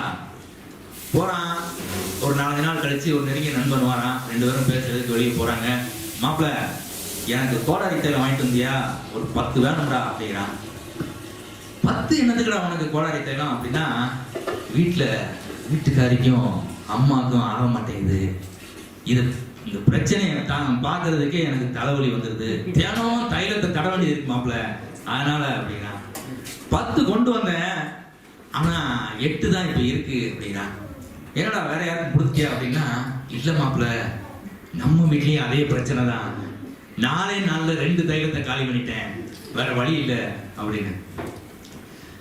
சரி, இங்க மனைவி மக்களோட இருக்காங்களே, இவங்க எப்படி இருக்காங்க? மகிழ்ச்சியா இருந்துடுறாங்களா, வேதனை இல்லாம அப்படின்னு பார்த்தோம்னா, இந்த ஆணுக்கு சரி பிள்ளைகளும் நல்லா படிக்குது, அப்பா அம்மாவுக்கு வீடு கட்டியாச்சு, நல்ல வசதியா இருக்கிறாங்க. ஆனா இந்த வயசு போன காலத்துல அவங்கள கூட வச்சிருக்க முடியலையே அப்படின்னு மனசுக்குள்ள ஒரு ஏக்கம், ஒரு வேதனை இருக்கத்தானே செய்யுது. இது வளைகுடா நாடுகள்ல இருக்கக்கூடிய ஒரு சூழல். இங்க ஓரளவுக்கு பரவாயில்ல. நம்ம நினைச்சோம்னா ஒரு 12 மணி நேரத்துல, அதிகபட்சமா 12 மணி நேரத்துல வீட்டுக்கு போய் சேர்ந்துடலாம். அதே மாதிரி மொழின்னு எடுத்துக்கிட்டா கூட பிள்ளைகளுக்கு தமிழ் மொழியை 2ஆம் மொழி பாடமா படிக்கக்கூடிய ஒரு வாய்ப்பு கத்தார்ல மட்டும்தான் இருக்கு. இங்க அண்டை நாடுகள்ல கூட அப்படி இல்லை. இது நம்ம வேலை நாடுகள்ல பார்த்தோம் அப்படின்னா, ஒரு தடவை இங்கிலாந்து நாட்டுக்கு போயிருந்தேன். என்னோட நண்பர், கல்லூரி நண்பன், அவங்க வீட்டுக்கு போயிருந்தேன். அவங்க இருக்கக்கூடிய இடத்துக்கு போகலாம் அப்படின்ட்டு வேலை நிமித்தமா போயிட்டு 2 பேரும் கணவன் மனைவி வந்து அழைச்சிட்டு போனாங்க. போயிட்டு மனைவியை வீட்டில் இறக்கி விட்டு, மாப்பிள்ள வா, பிள்ளைய பள்ளியில் இருக்கு, போய் கூப்பிட்டு வந்துருவோம் அப்படின்ட்டு கூப்பிட்டு போனான். ஒரு கடும் மழை அன்னைக்கு. இந்த கத்தாரெல்லாம் சில நேரம் மழை பெஞ்சதுன்னா வண்டியில் போகும்போது அக்கம் பக்கத்தில் பார்க்கவே முடியாது, மொத்தமா நமக்கு அப்படியே எதையோ போட்டு மறைச்ச மாதிரி ஆயிடும், அப்படி ஒரு மழை. அப்போ அது பள்ளிக்கு போறதுக்கு ஒரு 20 நிமிடம் தாமதம் ஆயிடுச்சு. போய் நிற்கிறோம். 2 பசங்க வந்தாங்க, அவனோட பசங்க. ஒருத்தனுக்கு ஒரு 15-16 வயசு இருக்கும். ஏறி உட்கார்ந்து அவங்க அப்பா ஒரு 5 நிமிஷம் திட்டினான். அதுவும் ஆங்கிலத்துல. தொண்டை பார்த்தீங்கன்னா ஏதோ வெள்ளக்கார தொண்டை. பையன் பார்த்தா அப்படியே பச்சை தமிழ் முகம். உள்ள இருந்து வர்ற ஆங்கிலம் பார்த்தீங்கன்னா வெள்ளக்கார துணியில பேசுறான். நானும் என் நண்பனை ஓரக்கண்ணில் பார்க்குறேன், அவன் என்ன ஓரக்கண்ணில் பார்த்து 2 பேரும் சிரிச்சுக்கிட்டோம். வீட்டில் போய் பிள்ளைகளை இறக்கி விட்டு, என்ன மாப்பிள்ள பையன் இந்த போடு ஓடுறான் அப்படின்னு. மாப்பிள்ள இங்கே ஒன்றும் நம்ம செய்ய முடியாது, பையன்களை சட்டம் போட்டோம் பள்ளிக்கூடத்தில் போய் சொல்லி கொடுத்துருவான், அது நமக்கு பிரச்சனை ஆகி போயிடும். வீட்டில் வச்சு 2 அப்பலான்னு பார்த்தா பக்கத்து வீட்டுக்காரன் சண்டைக்கு வந்துடுவான், உங்கள் வீட்டில் என்ன எவ்வளோ சத்தம் கேட்குது அப்படின்னு. பின்னல் கூட இப்படித்தான் ஒரு சின்ன பையன் அப்பா ஏதோ கணிச்சிருப்பார் உங்களுக்கு, அவன் போய் பள்ளிக்கூடத்தில் சொல்லி காவல்துறையில் அந்த அம்மா சொல்லி ஆசிரியர் சொல்லி இவரை பிடிச்சி சிறைச்சாலையில் போட்டாங்க. 1 மாதம் கழிச்சு தான் வெளியே வந்தான். இப்படி ஒரு சிக்கல் வந்து அங்கே இருக்கு. சரி, இப்போதான் அமெரிக்கா, சிங்கப்பூர், மலேசியா இங்கே உள்ள நாடுகளில் எப்படி வாழ்வியல் இருக்குன்னா, வேலைக்குன்னு போகிறாங்க, போயிட்டு கொஞ்சம் சம்பாதிச்சுட்டு திருமணம், 10 நாளில் திருமணம். நான் வர்றேன், 1ஆம் தேதி வரேன், 10ஆம் தேதி நான் திருமணம், அதுக்குள்ள எல்லாத்தையும் முடிச்சிருங்க அப்படிங்கிறான். அங்கே வந்து பொண்ணை விசாரிக்கிறது, அலசி ஆராயெல்லாம் முடியாது. இங்கே அலசி ஆராய்ச்சி கல்யாணம் பண்ணாலே ஏகப்பட்ட பிரச்சனை இருக்கு. அவன் 10 நாளில் முடிச்சுட்டு கூட்டு போயிடுறான். ஒரு 7-8 மாசத்துல பொண்ணு கருவுற்றுறா. 2 அப்பா அம்மாவையும் கூப்பிட்டு நல்லா வளகாப்பெல்லாம் நடத்துறாங்க. அப்புறம் குழந்தை பிறந்த உடனே இந்த அப்பா அம்மா வராங்க, இவங்க போயிட்டு அப்புறம் அந்த அப்பா அம்மா வராங்க, எல்லாம் போகுது. பிள்ளை கொஞ்சம் வளர்ந்த உடனே அப்பா அம்மாவோட வரத்து குறையுது. அப்ப இவங்க வந்து ஒரு 2 வருஷத்துக்கு ஒரு தடவை ஊருக்கு போயிட்டு வராங்க. இதெல்லாம் பிள்ளைய பள்ளிக்கூடம் போற வரைக்கும் மட்டும்தான். பிள்ளைங்க பள்ளிக்கூடம் போன உடனே அது அழுக்கு நாடு, நான் வரமாட்டேன் அப்படின்றது.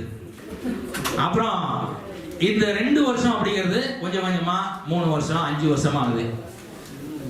அடுத்தது 5ஆவது வருஷத்துல இவங்க போறதுக்குள்ள இவங்க என்ன பண்றாங்க, குடியுரிமையை மாத்திக்கிறாங்க. இந்த நாட்டு நம்ம நாட்டு குடியுரிமையை காவு கொடுத்து அந்த நாட்டு குடியுரிமைக்கு மாறிக்கிறாங்க. நம்ம நாட்டுல 2 குடியுரிமை வாங்க முடியாது. அப்ப அந்த குடியுரிமைய ஒருத்தன் காவு கொடுத்துட்டு வேற குடி ஆயிட்டான் அப்படின்னா, ஊர்ல அவனுக்குன்னு இருந்த ஒரு தொடுப்பு, ஒரு ஆணி வேறு ஆட்டங்கன்றுச்சுன்னு தானே அர்த்தம். இதோட விளைவு அடுத்த தலைமுறையில என்ன நடக்கும் அப்படிங்கிறது அதுக்கு காலம்தான் பதில் சொல்லுவான். ஏதோ ஒரு வகையில அவன் தன்னோட தொடர்பை மொத்தமா ஒரு உறவுல இருந்து துண்டிச்சிட்டாதான் நம்ம பார்க்க வேண்டியது இருக்கு.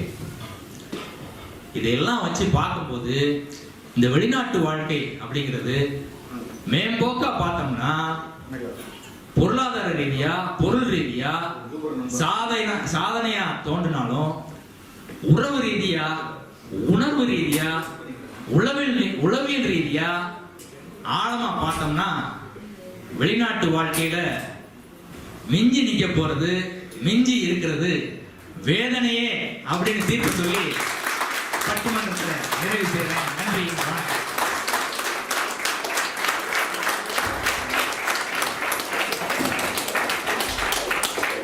எல்லாரும் இவ்வளவு அமைதியா காத்திருந்ததுக்கு ரொம்ப நன்றி. எல்லா பேச்சாளர்களும் பட்டிமன்றத்துக்கு ஸ்டீஃபனை தவிர எல்லாருமே முதல் பட்டிமன்றம் எல்லாருக்கும் அருமையா பாராட்டினாங்க, அருமையா பேசினாங்க. எல்லாருக்கும் ஒரு கைதட்டல் கொடுத்துருக்காங்க.